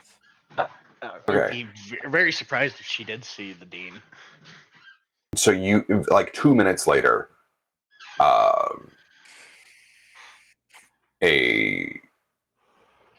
Dre, do you have any mirrors in your Yes. lab? Yes, I have a cobalt-sized mirror in the corner, like a cobalt-sized standing mirror. Okay. So, like, 2 minutes later, the surface of the mirror shimmers red and, like, starts to glow. And out of it steps Ilamathri, or not Ilamathri, Irileth Karain, who is a very beautiful looking drow woman with very, very pale skin and lilac colored hair. And she's wearing like a corseted dress. She's very professional. She's got her slightly tinted shades on, just because the lights, even after all this time in the overworld, still bother her eyes. And she looks at all of you and goes, now, I understand that this is very important to the world, which is why I'm here. But I too have important things going on. I apologize, Dean. This will be the last interruption before we go find the djinn in the desert. But just hear us out for a little bit. Yes, of course. We So have what is it? we have come up with kind of a plan to possibly hatch this egg and keep it out of the hands of Thrall. We are going to essentially leave Vonphis, and we are going to make our way to the place I had talked to you about. Sorry, 1 second. The Hefaran Caliphate. Yes. Yes. Okay. We possibly this egg will hatch from Grand Adventure. And that is kind of what we're hoping for here. This is a grand enough adventure that this egg can hatch. That all makes sense. Would What you is it this about the scepter that you were talking about? We think getting it out of Vonphis would be the smartest idea. We have an airship that we will be leaving on in 4 weeks. Yes, well, if I wanted the scepter out of Vonphis, I could make it disappear. I don't. That was just sorry, Dean. I should never doubt your powers, but I would just was an idea. I understand. It was my idea to begin with, Dean. Very well. Do you want to say that with Thrall having control over the necklace, it might be a good idea to separate the scepter and the necklace, so if he does try to force a hand for the scepter, it wouldn't be within reach. You see, you should know this better than anyone, Ilamathri. Thrall is a bit of a dullard. I am He is very unaware of the scepter's existence within the walls of the city of Vonphis. He is unaware of the scepter's importance. All he is aware of is that he wears the Amulet of Kings, which, according to him and the historians he hired, gives him right to claim the throne of Vonphis. Unfortunately for him, his historians aren't even affiliated with the university, much less the Church of Nuona. Now, that all said, the scepter's not going anywhere. Because I'm not done with it. Very well. And like I said, it was an idea. I did not mean to offend or to, by any means, take you away from the important work that is researching and understanding that scepter. Of course, I understand that. And that is why I explained it as graciously as I could. As far as the political situation here in Vonphis, Thrul may be a dullard, but he is also aware of how the bureaucracy works. This is a long-term play. He's not here making a claim for the throne, expecting things to change in the next week, 2 weeks, 3 weeks. He understands that Vonphis is a very troublesome city to get anything done in because he's been a noble for some time now. My wife is stalling him and can keep him stalled and locked in bureaucratic bullshit for as long as you need. Hatch this dragon and then come back. Please give your wife my sincerest appreciation. And should something happen, I will. Should something begin to happen, trust me, my partner will end him. Oh, I do not doubt the abilities of your wife. She terrifies me. Not my wife. My wife is far too embroiled in the bureaucracy. My other partner. You may know them as the Guildmaster of the Rooks. My. I do not mean to sound scandalous, but I did not take you for that type, Dean. Yes, well, I keep my private life private.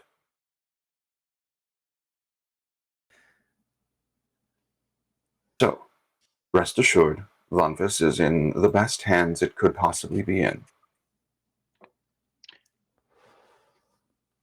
We have this city safe. Should anything happen, you will be made aware. And you will be recalled. Now, before you go, Dre, everyone here, I need 1 drop of blood from each of you. I hold up my finger. I bite my thumb. And Go ahead. I bite my thumb and a drop of blood comes forth and I extend my hand to her. Put out my Just hand. Okay. She opens her palm and like a swirling vortex of red shows up in the center of her palm, and she holds it out for each of you to put your blood into. Ketla does the same quite willingly. Brother Alban looks at her and sort of grins and is like, I mean, I understand. You can see he understands the reason for this. And he like takes a small prick from like the side of his hand and squeezes, and like a drop of blood falls into the vortex. I'm not going to make anybody's player character who's not currently present donate blood to the Dean. So she is like, to the people who she's speaking with, she requires this drop of blood, and she, as the last of you does that, she closes the vortex and smiles at you and says, "Thank you." And What was that for? so I can contact you, no matter where you are. Can we And contact so you? we can observe you through your adventures. Can we contact you if need be? Is this a two-way ringer or is this a one-way? This is one way for now. I will provide you, before you leave, with a means to contact me. And I believe your associate Zara has a means to contact my partner. Okay. But before you go, she holds her hand palm up before the over the egg and just like pulls out a small knife and slices the heel of her hand a little bit and just bleeds on it a few drops. As the blood hits, the light of the egg flares with each drop. And she sort of grins a little bit and closes her hand, and it seals itself. Now, if that is all you need from me. Well, just two more things, Dean. Well, three more with that egg show. What did you just? Are you contacting the egg now too, No, or was that just an experiment? no. May I know what you did? I'm an archmage. My blood holds power. I just kind of smile and shake my head. Yes, yes. On to the second thing. Will you supply us with some workers, some students who could use some adventure, some we have a warship, we have an airship that needs workers for. Would you be willing to give some credits to some students if they were willing to come work for us?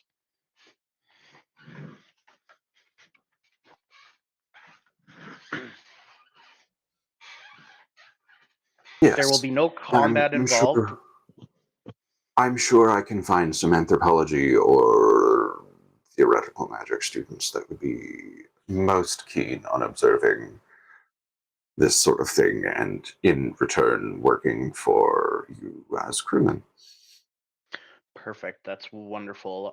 If you could just get me a list of names, preferably within the next 3 weeks, because we are gonna take about a week to load the ship up while it's still being finished. Yes, of course. Third thing, my wife, she's in the middle of her PhD. Can Yes. we put a hold on that, or is there a way she can work on her studies while she's gone abroad? You can take a sabbatical. Okay. As Ketla, does that work for you? She'll just sort of nod and be like, yes, I'm sure there's a great deal to learn elsewhere. Maybe And you there's ample supply of people to practice my medicine on. maybe you can work on some sort of theoretical thesis or something while you're out, honey. I'm I sure will see what I can do. I'm sure we can get some prisoners on the ship.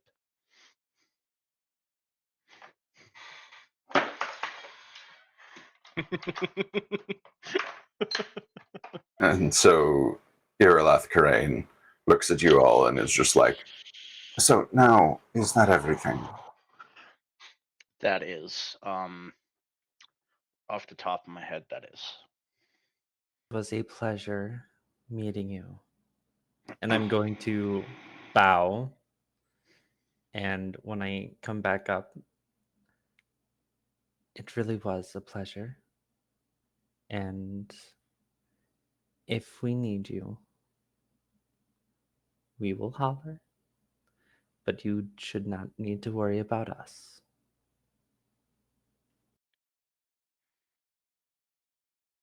Very well, and know that your journeys will both be recorded by Brother Alban, I'm sure, and by my own devices. Of course, Dean. Make sure they get my good angle. And I'll Always, wink my at dear. her. She's just like, always, my dear. We only have one good side most days, don't we?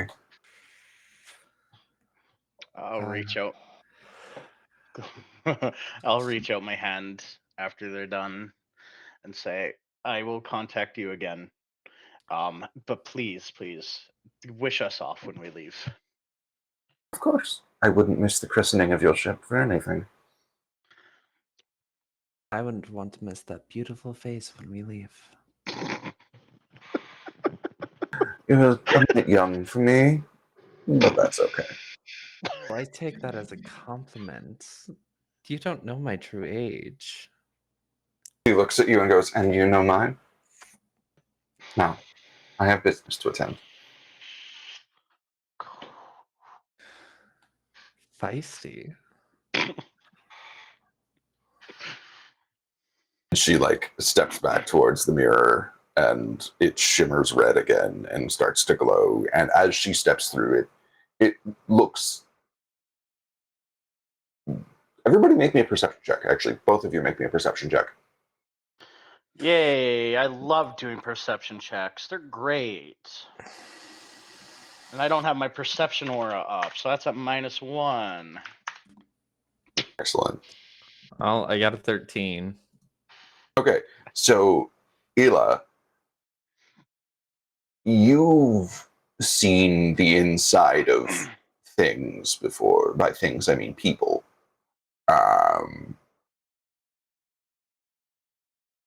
It looks like she's traveling through blood, through a blood vessel, perhaps.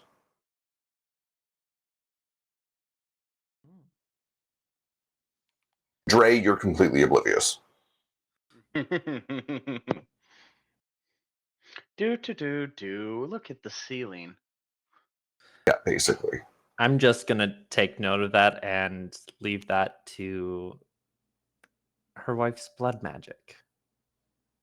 And also, as the mirror opens up, and you notice what's going on, roll me a Constitution saving throw. I don't like that. The ceiling is looking real nice right now. Nat 20. Oh. You feel your heart skip a beat and then sync up with this beating that you can just sense. You can't hear it, you can feel it. And you feel your heart like ba-da, ba-ba, ba-ba, ba-ba. And then when the mirror closes, your heart skips a beat again and carries forward at its normal pace.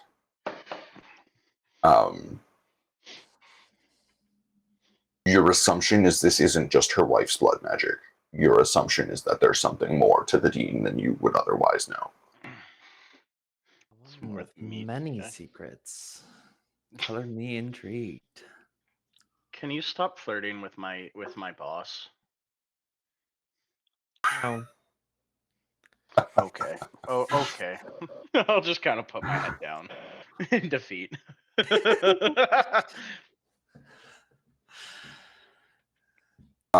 Real quick, I need to go grab a drink because I'm out of water and I'm out of coffee.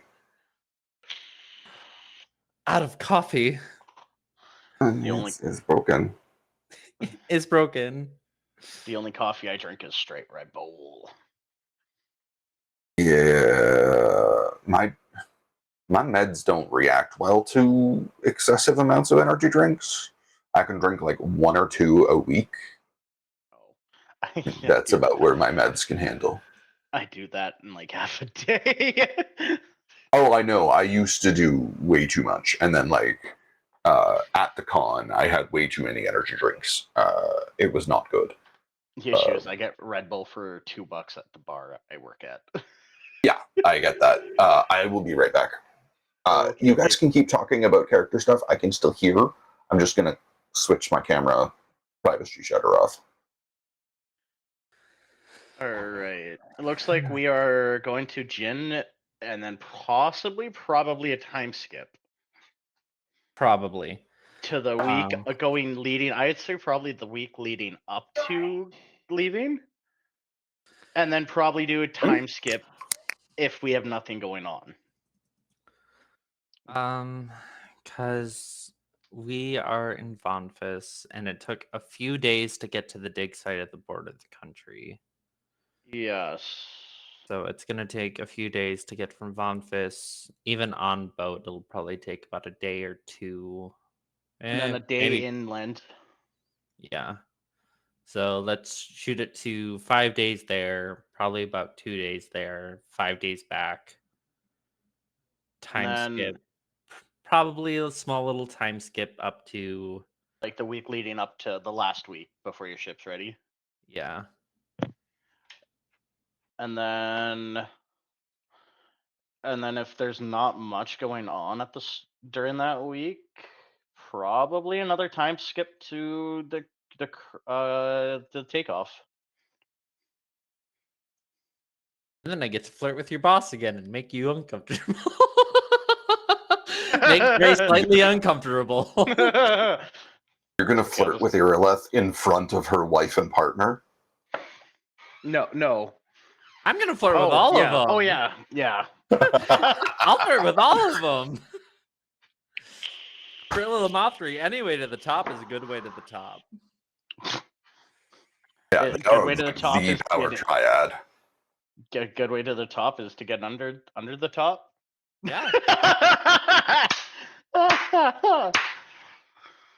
Oh, gods. I'm horrible. Illumothri is a power-hungry bisexual. She will do anything she can to get to the top. That is fair. Have we talked about getting a laboratory set up on your ship for my experiments? We have not, No, you have not. but it is doable. Yes, and I'm probably gonna get the dean to do some of her protection magic on it, like she has at the university. You don't have to worry about protection on our ship, Dre. I will take your word for that, but if something happens, it is your head. Trust me when I say my people may be shady. My word is law to them. And none of them can find out about the dragon egg. None of them will. Okay. Brother, you're coming with us. Yes. I'm gonna need someone to look after the egg while I am doing my duties on the ship. Will you be the egg tender while I am busy? And you're not with yes, us. I can do that. Okay. I doubt it needs certainly much. do that. I doubt it needs much tending, but if I'm working on the ship or if I'm doing something, I'm gonna need someone to keep an eye on in case something happens with the egg. Yes, of course. Okay.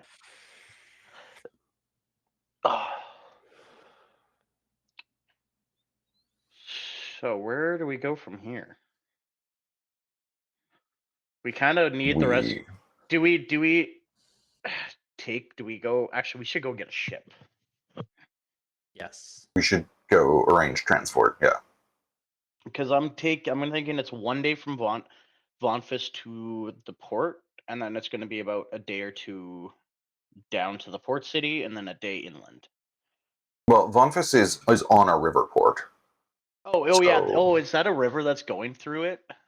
Yes. The dark gold line is a river. I don't know why it's dark gold, but that is a river. That's a river right there. Okay. Yeah. And then probably up through here, and then right about there is where we would land. Your port city is right on the tip of the peninsula. So right here. So like that, yeah. And then inland would be about a day. Yeah, okay. Okay. So we're looking at about 5 days there, 5 days back. So let's go get a ship, Mothri. Yes, I have the I have the coin to charter a ship for us for about 14 days. Okay. Lead the way. Heading out of the building, I with Eros in tow, I will tell Eros to go back to the warehouse, but to grab his adventuring gear because he will be coming with us to the Ifrit. Okay. As we leave, I'm gonna go find Peter. Is Peter around? Would he Yeah, be? absolutely. You can find him in the staff lounge. Hey, Peter, how's that book? Quite good, actually. I'm on a chapter about I'm spiritual sorry. essences of beings. I really want to hear about that, but I have to leave. You know I have Tristan in my lab, right? Yes, of course. Um, can you watch him for about 10 days? I mean, I've never taken care of a canine before, but I'm sure it can't be that difficult. He's trained. You just have to essentially feed him and take him outside to go poop. Okay. Yes, I I can will. definitely do that. Okay, I will. Do I have access? Would have Peter given me access to his laboratory? Uh, Probably not, but he could. Okay. If I may have access, I will go grab Tristan's food, Tristan's bedding, and all that, and bring it into your lab. Or I can leave it at the door if you don't want me in your lab. I know how secretive some people are. I am that way.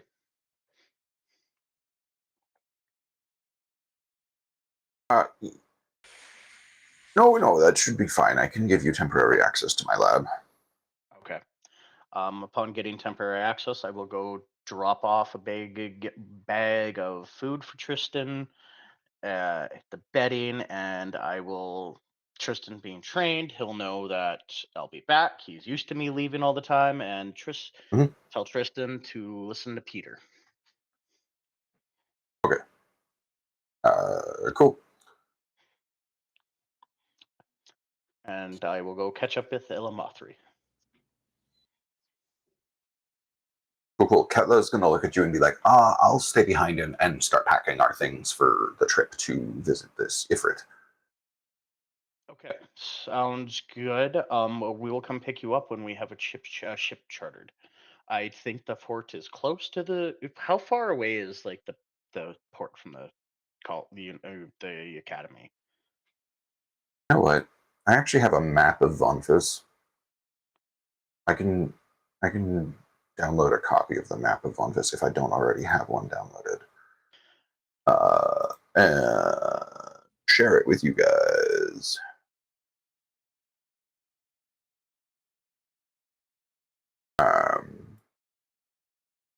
University is in the central city. It's probably an hour and a half drive to the edge of the Okay. city where the port is. Yeah, Okay. probably about an hour and a half drive. Okay.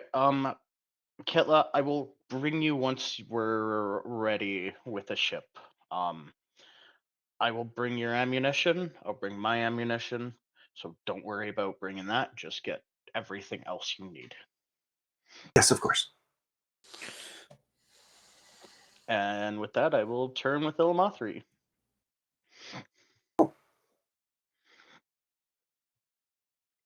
Do you guys want to go actually run the negotiations with the captains for ships, or do you want me to get you to roll some checks and just call it good? I mean, we can do it because we still have like 15 minutes to kill, and like if we I take it this will be a perfect stop point, so because the next session will be probably some combat oriented stuff, but you never know. So Random encounter tables. so like I mean we can just give the people a show. I'm good with that. I just wanted to ask. And I can finally use some of my persuasion and intimidation rolls. Yep. Yeah, as we are driving towards the docks, I'm going to switch on to my senses aura. Actually, no.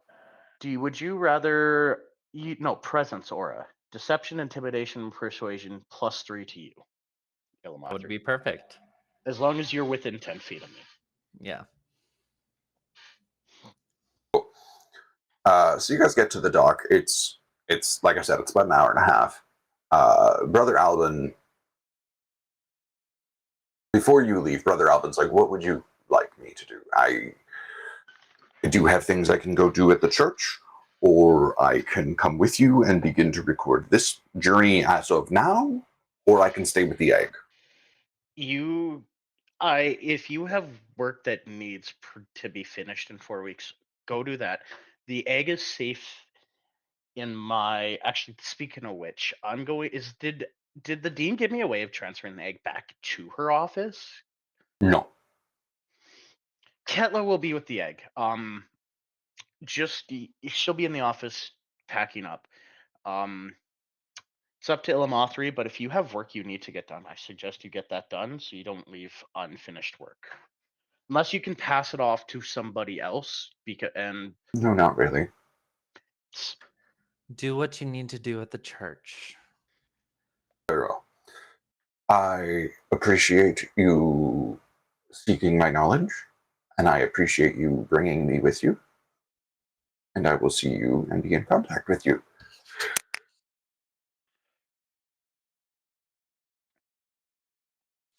Gesundheit. Thank you. I will try my best to do recordings, but archaeologist recordings, they're not to your historical standards. Yes, well, acquiring ship's passage is hardly the most important part of the story. But going to talk to a Jinn is. Oh, yes. Yes. Mm, mm. As like you heard the dean say, they are also recording our journey, so maybe they'll share with you just about what happened Brother when. Alvin, Mm. if you wish to make the journey to the Jinn with us, you are welcome to. It will be Mm. about 2 weeks. 10 days to 2 weeks. If you think you can finish your work at the church within 2 weeks from when we return to when we leave on on my airship, you can accompany us to the Jinn. If you do not think you can get all of your work done in 2 weeks, then prioritize your own work. Yes, well, I am also the one who knows the path to the Jinn's shrine, so it would probably be best if I go with you. We The can desert flip a is coin. treacherous. We can flip a coin. No, I will accompany you. I will just have to make some preparations in the next 24 hours. Can we leave in 24 hours, We were. Yeah. please? Yes. Okay, thank you. I will make some preparations, and I will be bringing my work with me. That is I will fair. guard the egg, as has been requested of me, and I will record the journey. If you need a way to smuggle the egg onto the ship without anybody noticing, clergymen tend to not be searched. This is our ship. We can put whatever Well, on it that we. you're chartering a ship right Oh, now. chartering. Oh no, if you feel that the egg would be safest in our hands, but I trust the The college will hold on to the college. egg. But was And the point of going to the gin not to expose the egg to? Yes, this egg could suck up some of that magic from the gin. if you are confident that they will not search your being, then you can hold on to the egg while we are on the ship. He looks at you and goes, "Have you ever seen someone search a man's belly?" No, but I can't say too many people have searched me either. Yes, well, they may have searched your belongings before, but they'll never search your person. He pats his belly and he's just like, "I can pretend the egg is just a little extra warmth." Very well. Then let us go. Let us take the egg. I think I have some rope somewhere in here that would fit under your robes. Yeah. And he's like, "I will meet you. Send me a missive when you secure passage, and I will meet you at our departure time at the docks." Very well. And he actually pauses for a second. He's like, "Wait." Reaches into his overcoat that he's wearing over his like monk's cassock and pulls out a scrip of paper and he hands it to Ilamathri and he's like, "Write on this and it will appear in here, Very well. and then I can meet you. No need to send a courier or a messenger. Just simply write the name of the ship and captain and when we have to be leaving. Very well. I will be there." I will take the piece of paper. I will put it in my little bag. Then to the docks, Dre. To the docks. Alrighty. So yeah, you'll get to the docks, no problem. Getsu and Raven decline to go with you just because they have no interest in securing ship's passage. It seems like a real bore to them. They're teaching Getsu some more words from his book. Yeah, exactly. Raven is teaching Getsu how to read some more. That doesn't Arrows sound back to the smart. workshop. Yeah, it's mostly curse words in Infernal. I'm gonna mark that down for Loki. Hold on. Do It's I? mostly curse words in Infernal. I need to see if I can speak Infernal. I don't know if I can. Where is my little languages? Oh, I don't. I just know Elvish and Common. So That's Eros unfortunate. knows everything that they're teaching him. Yeah, they went back to the warehouse with Eros to help like pack shit up. And Eros on the drive back is like listening to this and sort of chuckling to himself as the fox is learning infernal curses. We're at 51 followers now. Yeah. Hell yeah.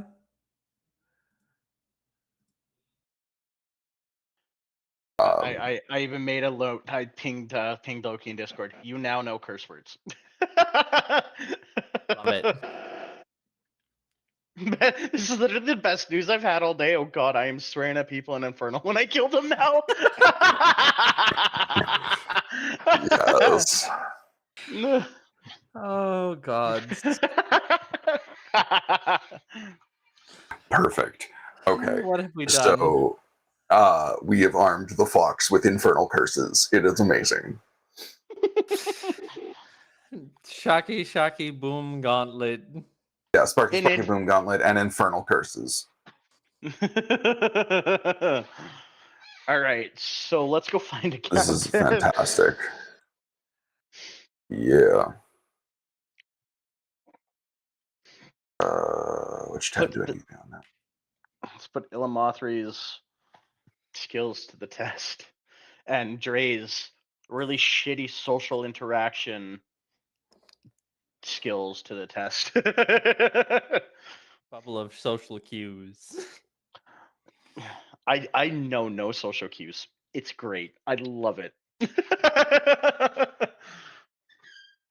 I think I say it at least once a session. I love low wisdom playing. It's great.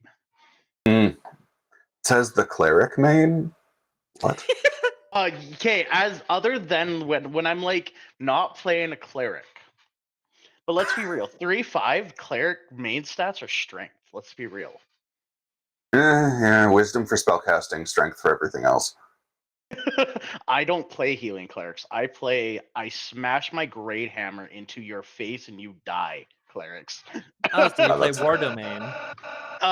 Yeah, my DM allows 3 domains, so I usually do war, strength, and destruction. Yep. Okay, so you guys get to the dock. We're just going to finish up. It's going to be run a little longer than normal, if that's okay, Tibbs. Yeah, that's fine. All right, we'll finish up the acquisition of the ship. So you get to the docks just outside the city's outer wall, and Ila, have you secured passage for yourself outside of the city before, or do you mostly just like stay within the city? Most of the time, I do stay within the city. There's rare occasions that I do leave the city and I acquire my own transport via ship. Okay. So you would know how to go about this, which is you go to basically the nearest tavern. You find out if there's any ships leaving and who their captains are, and then you go and talk to the captains. Yep. Alternatively, if you're just looking for because you're looking to charter a ship, that is, if you're just looking to get a cabin on a ship or like a hammock on a ship, there's other easier ways to do it. Like you just pull a writ off of a thing, show up at the time, and pay for it. But because you're chartering a ship, you need to find and speak with the actual captains because there are ships up for charter. So, give me a second to open a new tab because I'm not naming these ships myself. Hey, what are the names of every single ship we walk? No. This one is Titanic. This one is Titanic 2. This one is Titanic Junior. This one is Titanic Senior. It's gone. It passed the iceberg. This one is named the Unsinkable. This one is named Rose. This one is named Santa Ana. This one is named the Mayflower. We had one that was named the Unsinkable Senior, but it kind of sunk. She's retired at the bottom of the ocean. Yeah. Okay. Having a nice So, nap. yeah, of course. I forgot the phrase. What?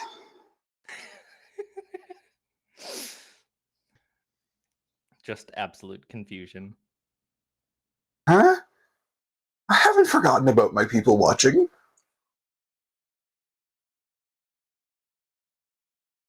I'm so confused right now. It is a little hard to keep your eye on chat when you're RPing. Yeah. Anyway, okay, so you get to this tavern. It's like the Gull's Wing Tavern. It's right on the docks. It's pretty busy all day long, like 19 hours a day, 6 days a week. It is busy. If you want, I just for my own interest's sake, I'm going to finish that expression. All right. Because the Earth expression is 24 hours a day, 7 days a week, 365 days a year. But this calendar is entirely different. So I need to remember how many years it has, or how many days it has. Would you call the inn The Gull's Wing. the Gull's Wing? Yeah. So it'd be 19 hours a day, 6 days a week, 1,303 days a year. There we go. I had to do that. Yeah, it's a long orbit. 3.1415965. Anyway, you get to the Gull's Wing. It's busy.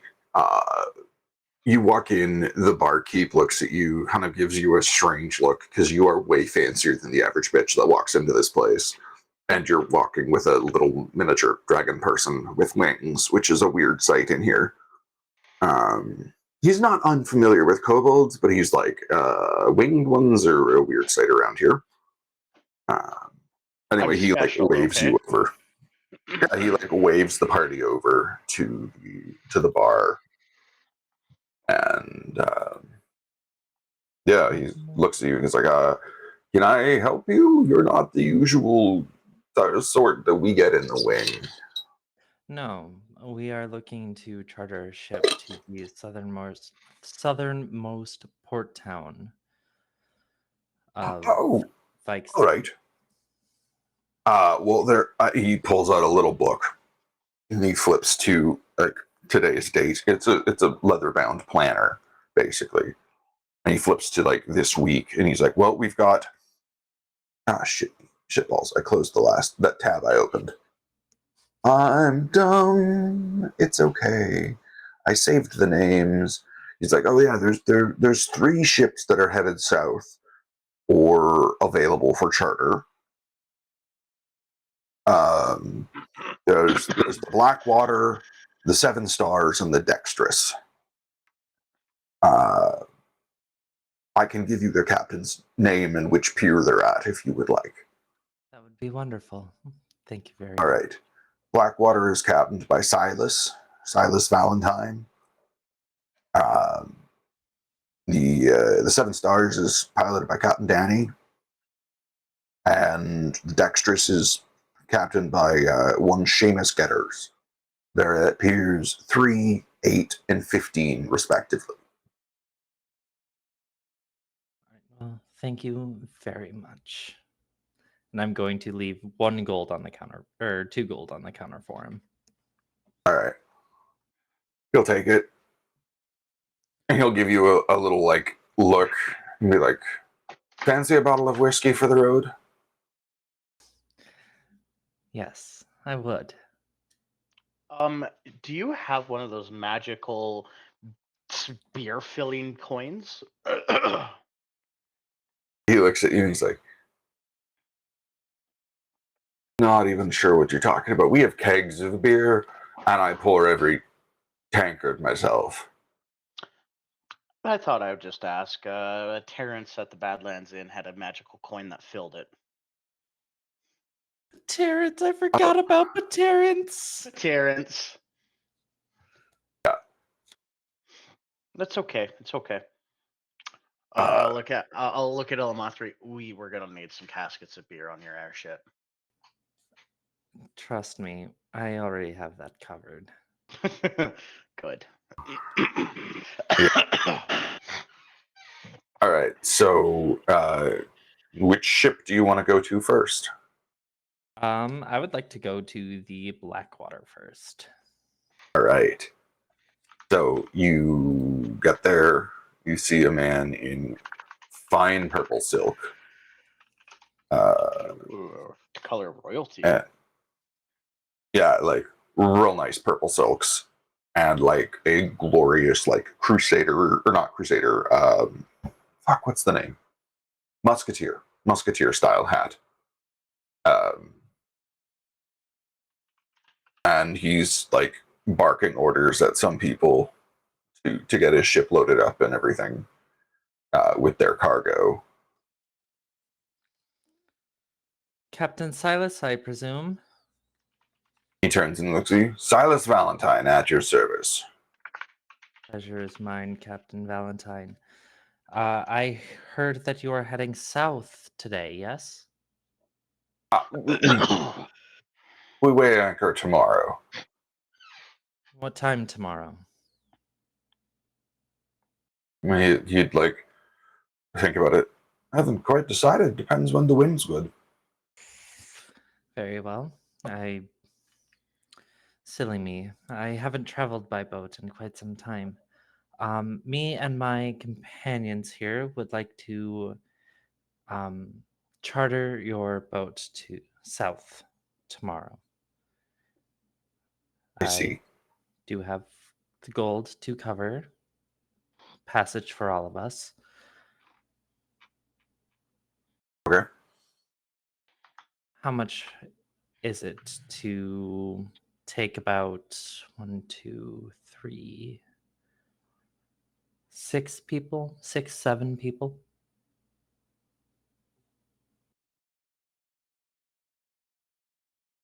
Good question.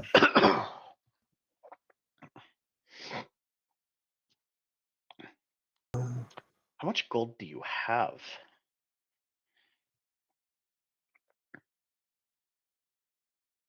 I still have quite a lot Oh. after buying the chip. Because, Yeah. I might take a small loan from you. I want 2 hand cannons because I just came across a feat I really want to take. Because I'm not sure if my character sheet saved it from the last time, but my character sheet says that I still have 18,000 gold. I need a small that's loan about of. right. I just need a small loan of 4,000 gold pieces. I'd be willing to. I would be willing to pay you back with interest. So, anyways, I'll let you guys talk about that after. Captain Valentine looks at Ela and goes, how long a trip are we talking? A return trip from the southern port, or? Preferably, yes. I see. And how long are you expecting to be there? About 4 days at most, hopefully less. Very well. You see, the main way ships make money, well, captains like myself make money, is through shipping cargo, as I'm sure you're aware. We'll give you passage. It will cost 2 gold per day per person. Charter our ship. Just 2 gold a day per person? Per person. So if you wish to charter for being conservative here 3 weeks, how many people are there? There would be 7. 197. Let's just average it at about 10 days times 7 people times 2 He's gold like, a day. if you were to, if we're being conservative and saying 3 weeks, 18 days,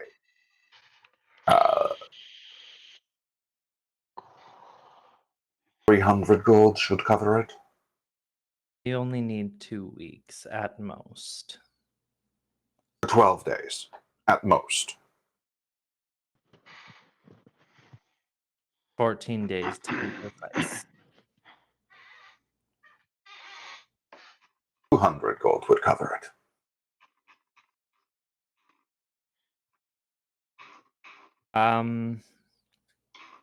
Can I make a check to see if he is being greedy or if he is being sincere with his prices? Absolutely, that would be an insight.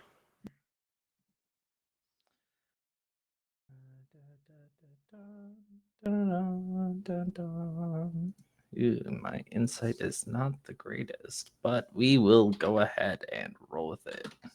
Can I also make that roll? I actually have a decent insight. I got an 18. Yeah, you could, yeah, for sure. Go ahead, Blood. I doubt I can beat him. Yeah, 17. Okay, so both of you would know he's not necessarily being greedy, but there's something he's not telling you about his ship and the trip.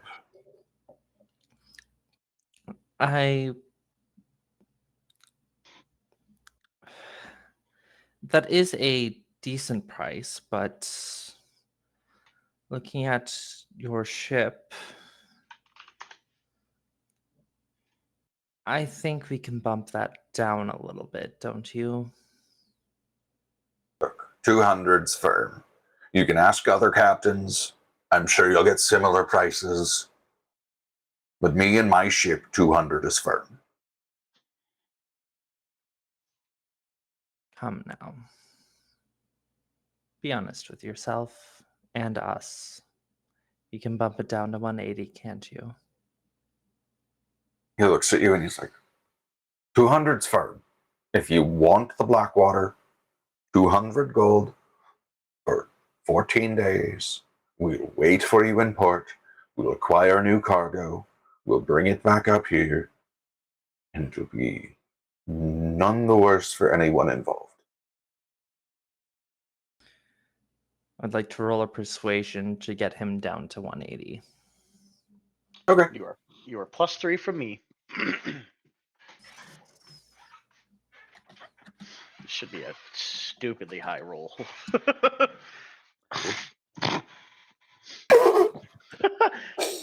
Okay, but this Can is I- actually It perfect. wasn't a nat 1. That was a 2, and I still got 13. Yep. Yeah, okay. That's fun. Hold on. One He might. second here. And wait, there's more. That's why everything's fuzzy. I'm not wearing my glasses. That happens. Yeah, I don't think I can really cast anything right now, and I don't really have any feats to make that any higher. Okay. Well, a 13's not like the worst roll in the world. That +11 certainly helps.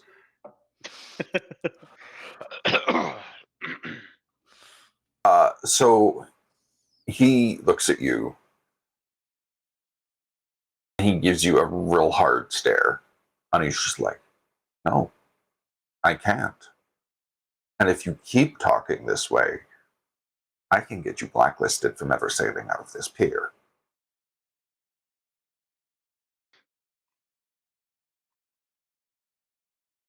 We will think on it.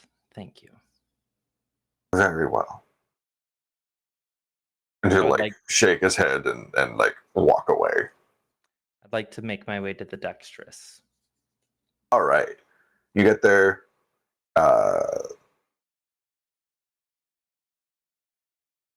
And you see a man of mixed attractiveness. His body is fantastic. His face is He's a a little less butterface. so. It's one of those, you're looking at him and then the thought in your head is, I'm sorry about your face. A butterface. He's a butterface. But his face.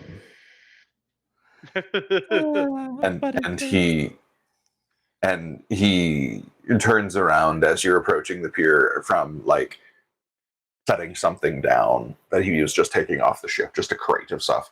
And he looks at you. He's a dwarven man, but he is like pretty tall for a dwarf. I give him up to 5'6". Captain, I presume? He looks at you. He's like, Captain Seamus. It's a pleasure to meet you, Captain Seamus. Me and my friends are looking to sail south. When are you leaving port? Whenever we get hired. Sounds good. What would you charge to charter about 7 people down and back? About a 2-week or 14-day travel. Round trip. Depends what's involved. Should it be a luxury trip? 200 or so. Should you be willing to carry some weight? Perhaps defend the ship should the need arise? Drop that price. We can negotiate. I'm all up for negotiations. What state is the ship? The Dexterous looks. You're not an expert on shipbuilding. You're not a shipwright. But everything looks good. It's clean. The crew all seems to be in like good working order. Everybody's busy. There's about 10 of them. Well, 9 of them and the captain. Milling about the dock area, offloading supplies. And you see a dockmaster ordering some dock hands around and stuff, but the ship itself seems to be well maintained, and the crew looks very competent.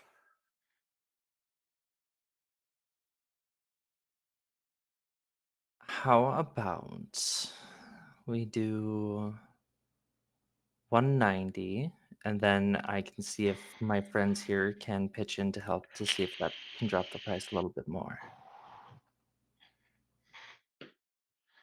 190, and what are you expecting? Just a trip there and back, nothing fancy.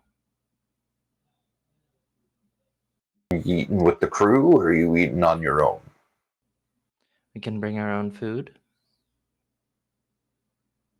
My only thing is, don't ask us too many questions, and we won't ask you too many in return. Discretion's the name of the game. 190. I'll throw in a barrel of beer, a barrel of ale. I can also give you a discount on any services you might need. What kind of services would a fine lass like ye be offering to me? You'd be surprised, Captain. Let's just say that I have a business that most people look the other way for.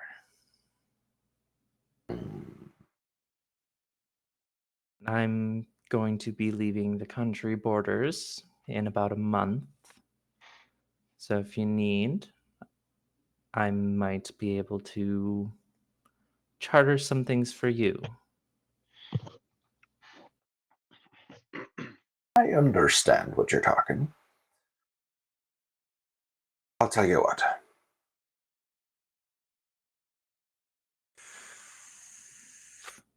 $185 and that cask of beer. Because I like the cut of your jib. You have yourself a deal, Captain. Very well.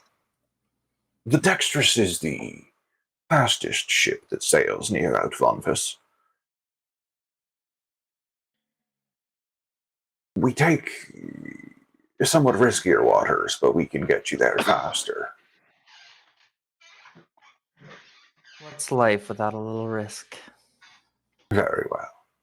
185, a cask of ale, and a good story or two. Oh, you're talking to the right people for stories. Do you think we can leave port in about 15 hours?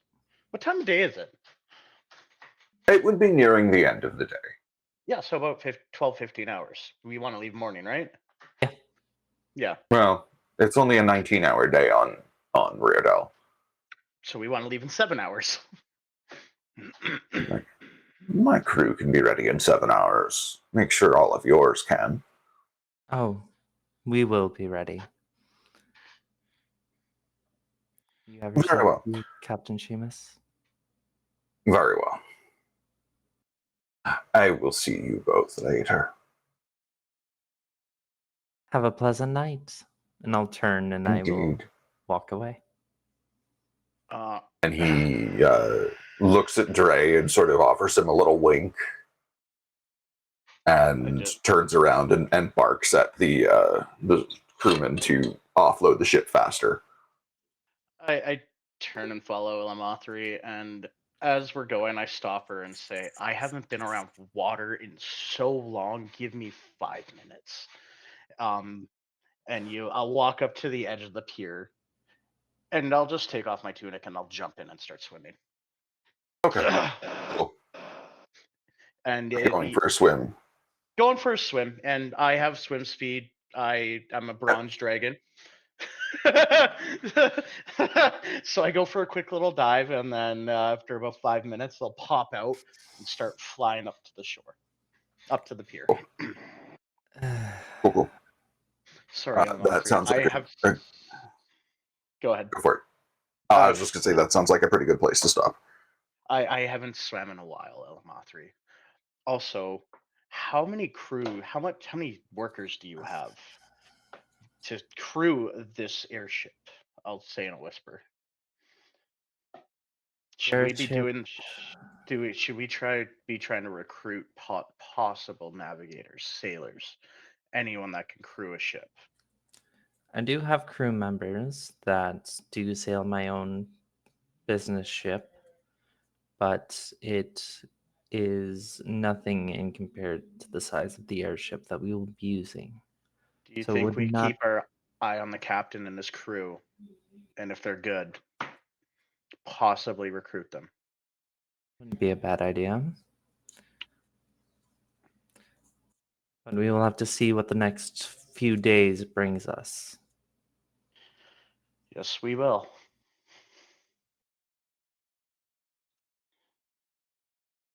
Alrighty. I think that's a pretty good place to call it a night. Heck yeah. Yeah, that was a good session. We hit your goal. We did hit my goal.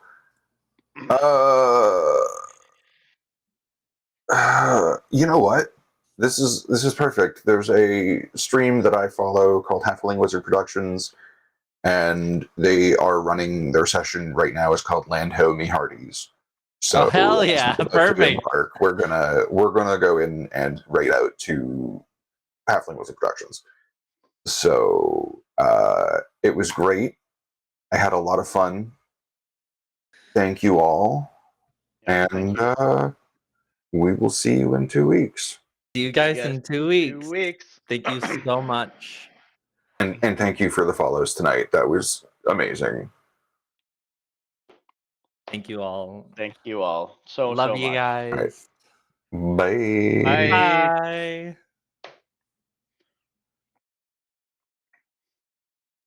Bye. 3, 2, 1.